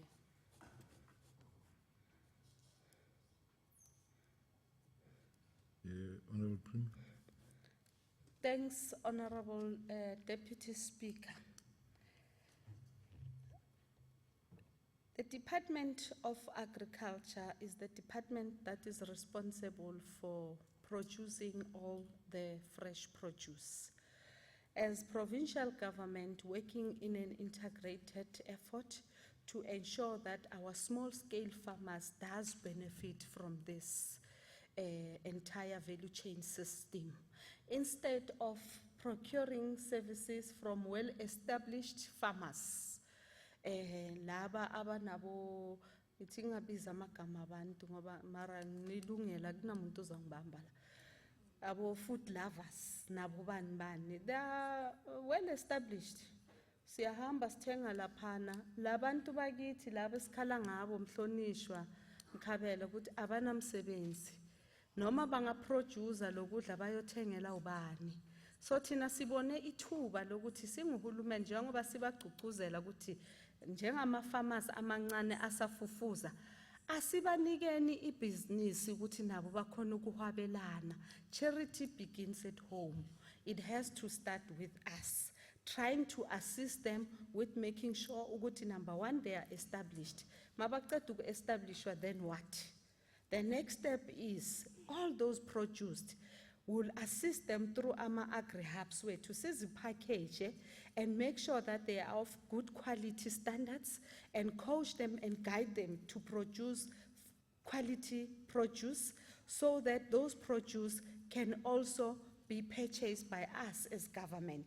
Then ukuthi sithathele imali sinike ama farmers esekathuthukile.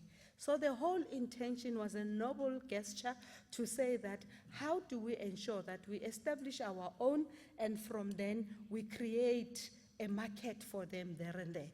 After producing, you know exactly those produce will be consumed through the feeding scheme, will be consumed through izibhedlela zethu, and encourage other departments outside the provincial government, even those national departments like your correctional services, to purchase from our small-scale farmers. The intention was squarely based on that, nothing else. Thank you. Is there any other follow-up question? Honorable Sadiq. Yeah, thank you, Deputy Speaker. Honorable Premier, I think me and you know very well that we had some serious challenges previously on the GNP when it was administered in the mega state-owned enterprise entity, wherein the small-scale farmers we are talking about were not paid for 3, 4, 6 months. And wherein upon investigation also established that even the consultant who was managing the GNP or mediator between the small-scale farmers and the entity was also not paid millions and millions of rand, which resulted in this business of those small-scale farmers being dying. Now, what will be the difference if you take it from education to agriculture? Because to me, that's the same thing as in a mega. Because what we must also understand here, this GNP also come with conditional grant, because it's specifically for education. I think there's a special conditional grant made for it in the Department of Education. What is the law saying? Is it allowed? Are we going to move it with the conditional grant that is meant for education to agriculture? Because agriculture, in my understanding, has its own conditional grant as well. So if can balance us there, but also what changes? We understand the whole idea behind the empowerment of the small-scale farmers, but because it has failed before, do we have a new plan? Because it failed at mega, do we think it will pass the agriculture? And then the law in between in terms of the conditional grant movement and so forth. Because it's education, I believe, which must account about the conditional grant in terms of the government nutrition program. Thank you. Thank you, Honorable Premier. Athi simbalance, Honorable Speaker, Deputy Speaker. Honorable Member, this is the grant that has been appropriated to the Department of Education. The grant remains within the Department of Education. Now, over and above that, you've got an agriculture department that is doing exactly what would ordinarily go and buy to those well-established farmers. We are saying because they assist with the responsibility of collating and assisting all small-scale farmers. You see, they must be a middleman, sort of. That is not profiting like a third agency, local consultant or kulumangai, so that as they produce these small-scale farmers, bamixa kuma agri-hubs wabo, then they say, department, these are the produce that are at our disposal. They facilitate that transition within the value chain system. But that grant, we're not saying it must move as is, but they will pay as they receive the produce. They will pay ilona ukuthi okay nisinika amatamatisi we 50 rand nayi 50 rand yenu batalane lama small scale farmers.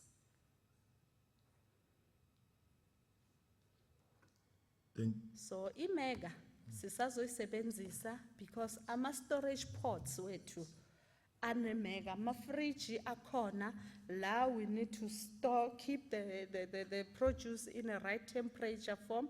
We'll still store them mega. And then besege laba baka education nabaka health kanye futhi nabanye ama participants, they'll get those produce from there and then besege bayahamba bayophekela abantwana esikoleni. Good, thank you very much, Premier. Can we move to the next question? Yeah, sorry, Speaker. With due respect, Yes. just to request the plan. I don't get it. I think the proper plan in writing, so that we can study it very well. If they can submit to the office of the Speaker, office, yeah. We must understand. Okay, we cannot no, just it's fine. accept it. It's fine, Honorable Member. Although bengakunothanga nje. So it's up to the Premier to accept to respond in writing further. Ngicabanga ukuthi ngimlekelele because kubalulekile ukuthi sifundisane. And sometimes kulula simane siyakhuluma and sometimes sikhuluma out of ukuswela ulwazi. Sometimes sikhuluma because of kuna something enfuna ukusikhoshina ukuthi asenzeni so sibambisaneni so. But lokho sikushoyo yiloko vele kwenzakala ngakhona. Makuba ufuna i-plan ungayicela ku-portfolio committee, department izaza i-present. But the whole idea, initiative injalo nje phela. Sifuna abantu bakithi bahlomule. Thank you, Honorable Premier. Can we go to the next question? I see Honorable Member Krove Morgan is not here. Yes, we are. Deputy Speaker, Honorable Member Sedibe. just on that point, we did submit she's sick, we did submit a sick letter, so I will be standing in for a question. It was communicated with the Office of the Speaker this morning. Was the Office of the Speaker notified beforehand? It was. Okay. Let me just.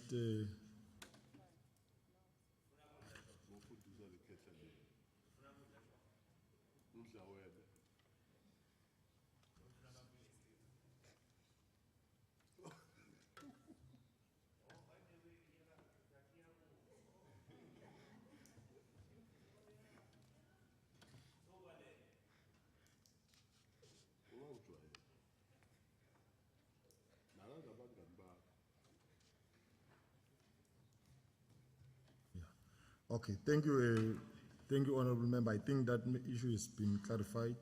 So we will take the question, Honorable Premier. Thanks, Honorable Deputy Speaker. The question is from Honorable Krove Morgan from DA. It reads thus. Honorable Premier, the Tegwane South Housing Project started in 2015 and was set to be completed in 2017. Remained abandoned and vandalized by June last year. Given the above, will the Premier answer the following questions? At inception, how much in rents was this project going to cost government and how much money has been used since then? The total cost of the Tegwane Integrated Human Settlement is 169 million rands, and to date, an amount of 74,849,831 rands has been spent so far on servicing of the sites, construction of top structures, and provision of bulk infrastructure. As this project was to be completed in July, what were the reasons which led to the 2-year delay? The Tegwane South Housing Development Project could not be completed on time due to the unavailability of bulk sewer and water line in the area. In order to address this challenge, a service provider was appointed for the installation of these services. Progress on site was further hindered by the municipality's request to change the pipeline design to accommodate prospective future development in the area, as informed by the master plan commissioned by the municipality. More so, during trenching and laying of pipelines, grave sites were uncovered. This led to a further consultation with the Heritage Council and environmental specialists, which resulted to more delays in the project. All of the above were critical path items which ultimately led to the delay in the completion of the bulk infrastructure, and hence the planned 200 low-cost houses date also shifted. Question 3. A deadline of August. Honorable Shonga ngahamba sakoredi. Honorable Shonga chinga. Ansa koredi phela ngahamba wena. Ansa koredi singahamba thina ke. You can't correct no opposition. You must come. Huh? What's the howling about? No, okay, through you, Yes, speak. Honorable Member. Sorry, yeah. My humble apology. I'm saying you must not allow Honorable Shonga to leave, because if Honorable Shonga leaves, then you don't correct. Leaving and you you- can't correct the opposition with us here. By leaving, must do you correct- mean, sorry, Honorable Member, by leaving you mean he must not go to the bathroom? I mean leaving the house. If it's going to the bathroom, here's the bathroom here. We are Pulanga. Okay, no, hlala phasi, Honorable Member. Is it going to the bathroom? Yeah, You hlala sure? phasi, yeah. Okay. Continue, Honorable Premier. Question 3. The deadline of August 2019 was given for the completion of this project. Is it now completed? No, the deadline of August 2019 could not be met due to the late completion of the bulk sewer and water line, as mentioned earlier on. However, the works are currently being finalized and plans for testing and commission in March 2020. Question 4. If not, why has the deadline been missed?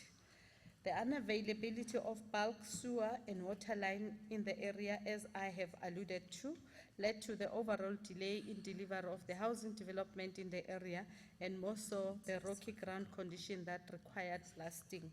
The contractor consciously had to slow down the pace of completing the housing units so as not to entice vandalism and sewer spillages. Question 5. Are there more abandoned projects like this in other areas of the province? No, there are none, although there is a similar experience in Richview, Balfour, where the completion of bulk infrastructure has affected the completion of low-cost housing development in the area. Thank you. Thank you very much, Honorable Premier. Honorable Member, stand in for Honorable Rovemo again. Do we have any follow-up question? Thank you, Honourable Speaker. Yes, I've just got one follow-up question for the Premier. Premier, thank you for the answers. I just want to know, we had the TLP in Lekwa in 2016. What happened to the Extension 8 human settlements since we took legislator to the people there? Are the homes there still without water, without sanitation, without basic infrastructure? Thank you, Honorable Premier. Honorable Speaker, that is the new question, which is not related to this one. I would therefore request that we make a submission in read to the Honorable Member. Thanks. Thank you very much, Honorable Grobler. Do we have any other follow-up question? We are fine. Thank you very much. Any other follow-up questions from other honorable members? None. Thank you very much.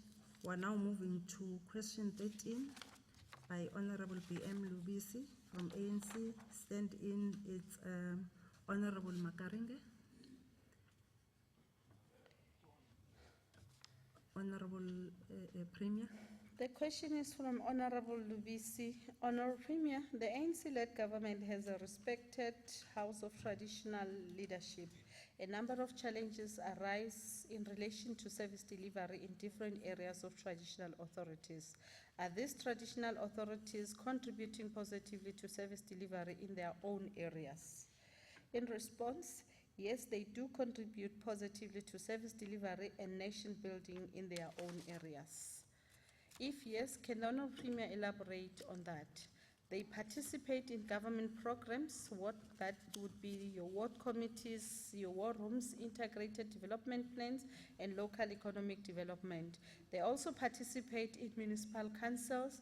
They promote culture and customs through imimemo, the other cultural practices for their particular traditions. They promote moral regeneration through social cohesion, and they provide proof of residence to community members within their jurisdictions. How come that other chiefs do not want to contribute land for farming for their subjects, e.g. the plight of farm workers from Umbaba estate? Our traditional leaders remain fully committed to the development of their areas of jurisdiction through agricultural initiatives. We have not encountered any incidents of Ubukosi Betu refusing their subjects permission to farm on arable land belonging to a traditional council. A good example is Inkosi Ungomani, who provided land to the workers who were expelled by Umbaba farm. This land is one of the farms that will form part of our Emerging Black Farmers program. Question 4. How far is our government in resolving conflicts of chieftainship in the affected area in Mpumalanga? The MEC for Kokta is meeting with the affected royal families, communicating the findings, decisions of the commissions. The department is also assessing the development genealogy report for each traditional council to minimize succession disputes on traditional leaderships in the province. The Provincial House of Traditional Leaders has established a committee that deals with disputes resolutions within the traditional leadership in the province. Thanks, Honourable Speaker. Thank you, Honourable Premier. Honourable Makaringa, do you have a follow-up question? Thank you, Honourable Speaker. I think the Honourable Premier has responded to all the questions correctly, so thank you. Thank you very much. Any other follow-up questions from other honourable members? We are fine. Thank you very much. We're now moving to question 14 by Honourable T.M. Makaringe from the ANC. Honourable Premier. The question is from Honourable Makaringe. Our province largely depends on agriculture for economic development and job creation. During the last State of the Province address, the Honourable Premier said, we have completed the Mkhatshwa Agri-Hub and anticipate completing the Mkhondo Agri-Hub in the current financial year. Can the Honourable Premier give us light on the operational state of readiness in relation to Mkhatshwa Agri-Hub? The Mkhatshwa Agri-Hub has been operational from the 1st of April 2019. The department has appointed a service provider to operate the Agri-Hub for a period of 5 years. Are there any good stories to tell in this hub if it is operational?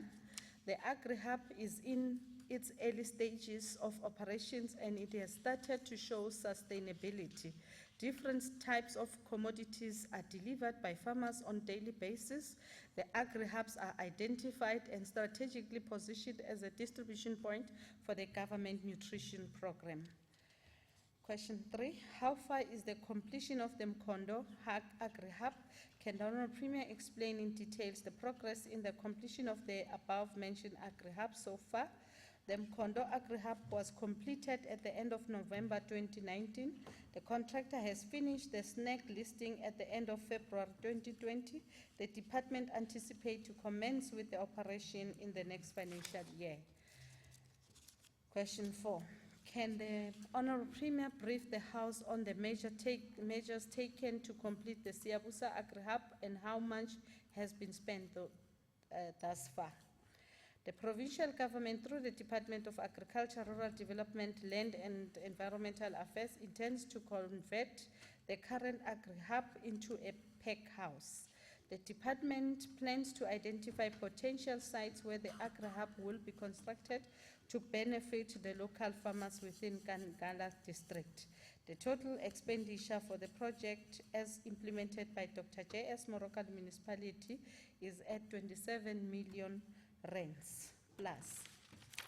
Thanks, Honorable Speaker. Thank you, Honorable Premier. Honorable Makaringi, do you have a follow-up question? Yeah, thank you, Honorable Speaker. The response by the Honorable Premier has got a good story to tell. But let me also ask this question. Before that, the Honorable Premier has also responded to the question raised by Honorable Mkhatshwa and Honorable Sidibe in terms of GNP to be moved to agriculture. I think the response thereof is very clear and the importance of why these things has been done.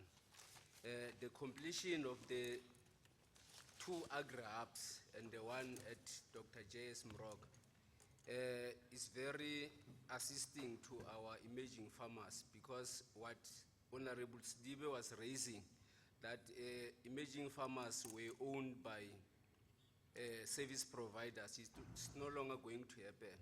So I want to check, Honorable Premier, as to what is the progress in terms of the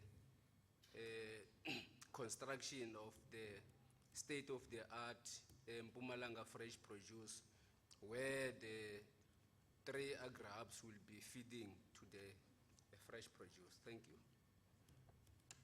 Thank you, Honorable Premier. Honorable Speaker, in fact, that is the new question, but however, I will respond to it. Honorable Speaker, from its inception, the International Fresh Produce was an initiative that we have made as government, we've undertaken as government. But then, given the magnitude and the costs that is involved in that project, it was very clear to us that we might not be able to carry the cost alone as government. Hence, we needed to go out very robustly to sort for investors to come in and join hands. And we are continuously doing that. And there are interested potential investors, and some of them we've already seen coming forth to come, the investors from Moscow, to come and see what is it that is happening, how can they partner in strategically with us. But however, to date, we've not firmed up any agreement amongst those that are interested. And continuously, as we take the outbound missions, we don't leave that subject out. We make sure that we are calling for investors to come into the space so that they invest. As things stand, we have decided to say that let us put up this international fresh produce into phases. The phase in which we are in right now, it's a phase 1 project, which initially the whole project was squarely done by MEGA. Now, we've since realized that we have overburdened MEGA. Then we've decided that in this current financial year, in fact, from the previous financial year, we have then taken the project away from MEGA and given the project for monitoring and implementation to the Department of Public Works so that they carry on with that. But the funding thereof, it remains with the department that is responsible, which is DDET. Now, DDET will continue in ensuring that the phase 1 is carried forth of the international fresh produce. So there are structures, Honorable Makaringa, that are on the way, but our priority in this coming financial year, we will be much more preoccupied with the phase 1. but we will not deter from inviting investors to join in hands with us in making sure that we do execute that. And by the way, Honourable Speaker, I must also indicate that the Office of the Presidency has a special infrastructure project. They were visiting provinces to say that we must give them top 10 projects in the province that we want them to assist us in terms of funding. So amongst the 10 projects that we have registered with them, it's this international fresh produce. So we are constantly engaging and we'll make sure, and as soon as we do get funding, we'll accordingly update the portfolio committee responsible of all the departments that are happening in that regard. Thanks, Honourable Speaker. Thank you very much, Honourable Premier. Are there any other follow-up question, Honourable Makaring? We are fine. Thank you very much. Any other follow-up questions from other honourable members? Honourable Mufokeng. Ngibonge Speaker, bengifuna ukuthola kahle ku Premier ukuthi la kuMkhondo Agri Hub ukusuka eDibaliseng ukuya ePiet Retief, it's 240 kilometers. So le ndaba leyo ukuthi kuzoba nama sub hub like njengaseLikwa, just ukuthi abalimi bangaspendi more on diesel ukuya le, ugcine njani ngalapho? Ngaqhubeka ngesibili Speaker. No, when you are allowed to answer, to make only one follow-up question. Thank you. It's only the okay. Honourable Premier. Okay. Now, Honourable Speaker, it's a first question. It's a new question on its own, but we will respond to the Honourable Member Mfokeng. It is true that there would be packing station along the way, so that we avoid long-distance traveling of farmers from Mkhondo. We need to save costs, and then where they will drop off their produce, which will be assessed, properly packed, and be taken to the agri-hubs, and accordingly right up to the last destination. So we have identified, as we are saying, that the one that we are busy with in Marapiana, we will convert that into a pack house, which will then feed into the agri-hub and ultimately up to the international fresh produce. Whilst that is still under construction, it will feed up to the refrigeration system that we have in Mega, so that we can feed in our students or whoever. So that is the current operation that we are embarking on. Thank you very much, Honourable Premier. Any other follow-up questions? I think you are done. Thank you very much. We are now moving to question 15 from Honourable G.A. Mfokeng, EFF. Honourable Premier. Honourable Speaker, the question is from Honourable Mufokeng. It reads thus: the Demarcation Board consultative meeting in Bombela on the 5th of February collapsed after residents of Umjindi stormed the venue as they demand the re-establishment of their own local municipality, cutting ties with Bombela local municipality.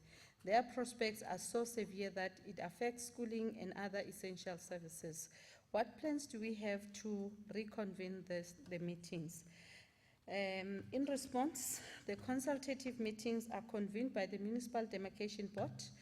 The Demarcation Board develops a schedule of meetings for the whole country and resources are allocated accordingly. The City of Mbombela has been advised to write to the Demarcation Board requesting them to reconvene the meeting. What action is the government going to take regarding the demands of the Umjindi communities that they want their own municipality? The MEC for Cooperative Governance and Traditional Affairs has written to the Demarcation Board. The response received by the Demarcation Board is to the effect that there shall not be any consideration of any application for demarcations or redetermination of outer municipal boundaries until the 2021 local government election. Only ward delimitation will be considered in the period between 2019-2021 local government elections. Thanks. Thank you very much, Honorable Premier. Honorable Mufokeng, do you have a follow-up question? No, thanks, Speaker. I see question, the question one ngambutile la, bengifuna ukubona ukuthi uPremier ufocus naso ngiyabonga. Thanks. Okay, no, thank you very much. Any other follow-up questions from other honorable members? Honorable Grobler? Ahlekenzeka speaker ukuthi ngingivadile angisi-focused. Honorable Grobler. Speaker, thank you very much. Honourable Premier, I hear the answers to the questions, but I'm very concerned because the MEC of Kokta addressed some of the crowds in Umjindi. And he actually promised them that the two municipalities will split again. So what do you do if a MEC goes to the community, who's obviously upset about the fact that they were amalgamated against their will, but it was pushed through because it was a political decision at that time. We were all part of that process, and we knew what was going to happen. We knew that the residents of Umjindi is going to suffer, and that Umjindi, who was a financially stable municipality, were actually just used to make Mbombela bigger so that they can be a city. And now those residents are in the protests, and the MEC of Kokta went there and he promised them that they will be unamalgamated again, which we know is against process. There's no way in which we can do it. So what are we going to do with that one? Honorable Premier? Honorable Speaker, if indeed what the Honorable is saying, it's very unfortunate for MEC to make such an irresponsible statement. Very, very unfortunate, and I'll take it up with him. How the demarcation board works, it works within the ambit of the law. That is quite prescriptive to say how does the process unfolds. We know that from the beginning of the new administration, over the next coming 36 months, the outer boundary process begins. That is the process that the community of Umjindi are fighting over. Now, the outer boundary, you have to do that within the first 36 months of the new administration. Beyond that, that time has lapsed. The remaining 24 months, you only deal with the wall-to-wall scheme. That is your inner boundaries, your wards. The process as is now, demarcation can only consult on the basis of wall-to-wall scheme within our municipalities. That process, if it has to happen, it will happen immediately after the inception of the new administration of the next council sitting. That's when the process of the outer boundaries shall be opened. And by all means, certainly, if the community of Umjindi feels so strong that they want to divorce from Mbombela municipality, that is an opportunity where they can call in for those submissions, and the MEC accordingly will inform the demarcation board, which will then come and investigate the possibilities and begin to conduct consultations within the communities. Upon the completion of those consultations, an informed decision being informed by other factors that goes with it. Then they will make their own determination and accordingly write to us formally to inform us that this is the stance that they are taking.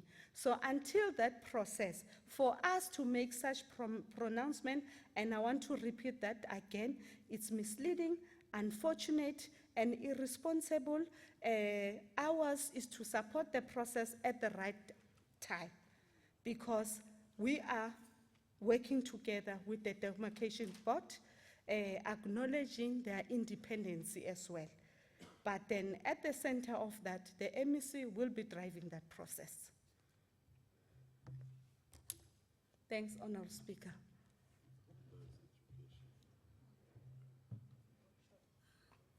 Thank you very much, Honourable Premier. Any other follow-up question? There is none. We're now moving to question 16 by Honorable R.J. Sitole from DA. Honorable Premier. Honorable Stole has asked the following question, Honorable Speaker. In November 2019, the Premier stated that the Mpumalanga government has resolved to install scanners, cameras, and panic buttons in all health institutions. Question 1. Can the Honorable Premier give an update on all the installations that have taken place since November 2019? We have reactivated the installed CCTV system at Witbank and Middleburg hospitals and installed turnstiles at Mapulaning hospitals and Witbank hospitals and Middleburg hospitals. Furthermore, we have appointed consultants who are busy determining the scope of work and is in process to appoint contractors to install turnstiles and security gates across all our health facilities. The Department of Health has also advertised a tender for the installation of CCTV cameras and panic buttons. Can the Honourable Premier give the total cost to install the above safety equipment in all public hospital health institutions in Mpumalanga? The total estimated cost to install the above safety equipment in all public health institutions in Mpumalanga, it's in the region of 487 million rands. Question 3. Can the Honourable Premier state the timeline in which all public health institutions will receive the above safety equipment? We will strive to ensure that all public health facilities receive safety equipment by 2025, pending the availability of funds. However, we will prioritize the hotspot facilities during the 2021 financial year. Can the Honourable Premier state if the tenders was advertised, and if so, what was the tender number? The tender for appointment of service providers for the installation, commissioning and maintenance of CCTV cameras, biometric system, panic buttons, electronic access control systems and other security related equipment for a period of 3 years with an option of 2 years renewal was advertised on the Mpumalanga Provincial Tender Bulletin, which closed on the 14th of February 2020 with a bid number HEAL 201/19/201 MP. Thank you very much. Thank you, Honorable Premier. Any follow-up question, Honorable Sitole?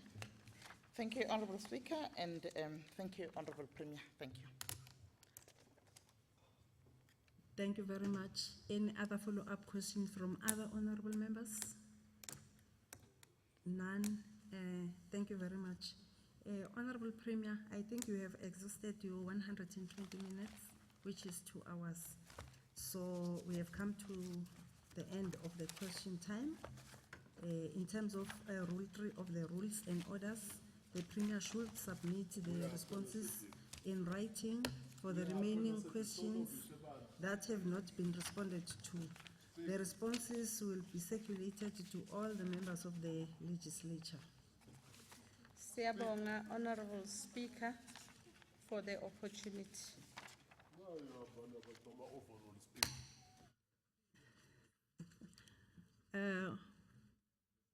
Honorable, thank you very much, Honorable Premier.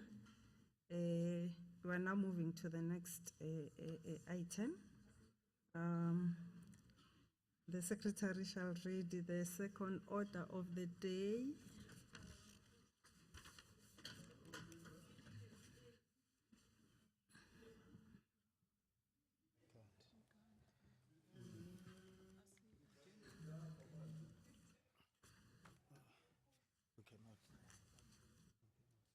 Secretary. The order number 2, consideration of a report of the Portfolio Committee on Premier's Office, Finance, Economic Development and Tourism on the Mpumalanga Second Adjustments Appropriation Bill, B-2020. I think, honorable members, as I am counting, we are not correcting. So I think we will adjourn the House, and we're supposed to be 16 in all, and we're not 16. We will adjourn the House. We will deal with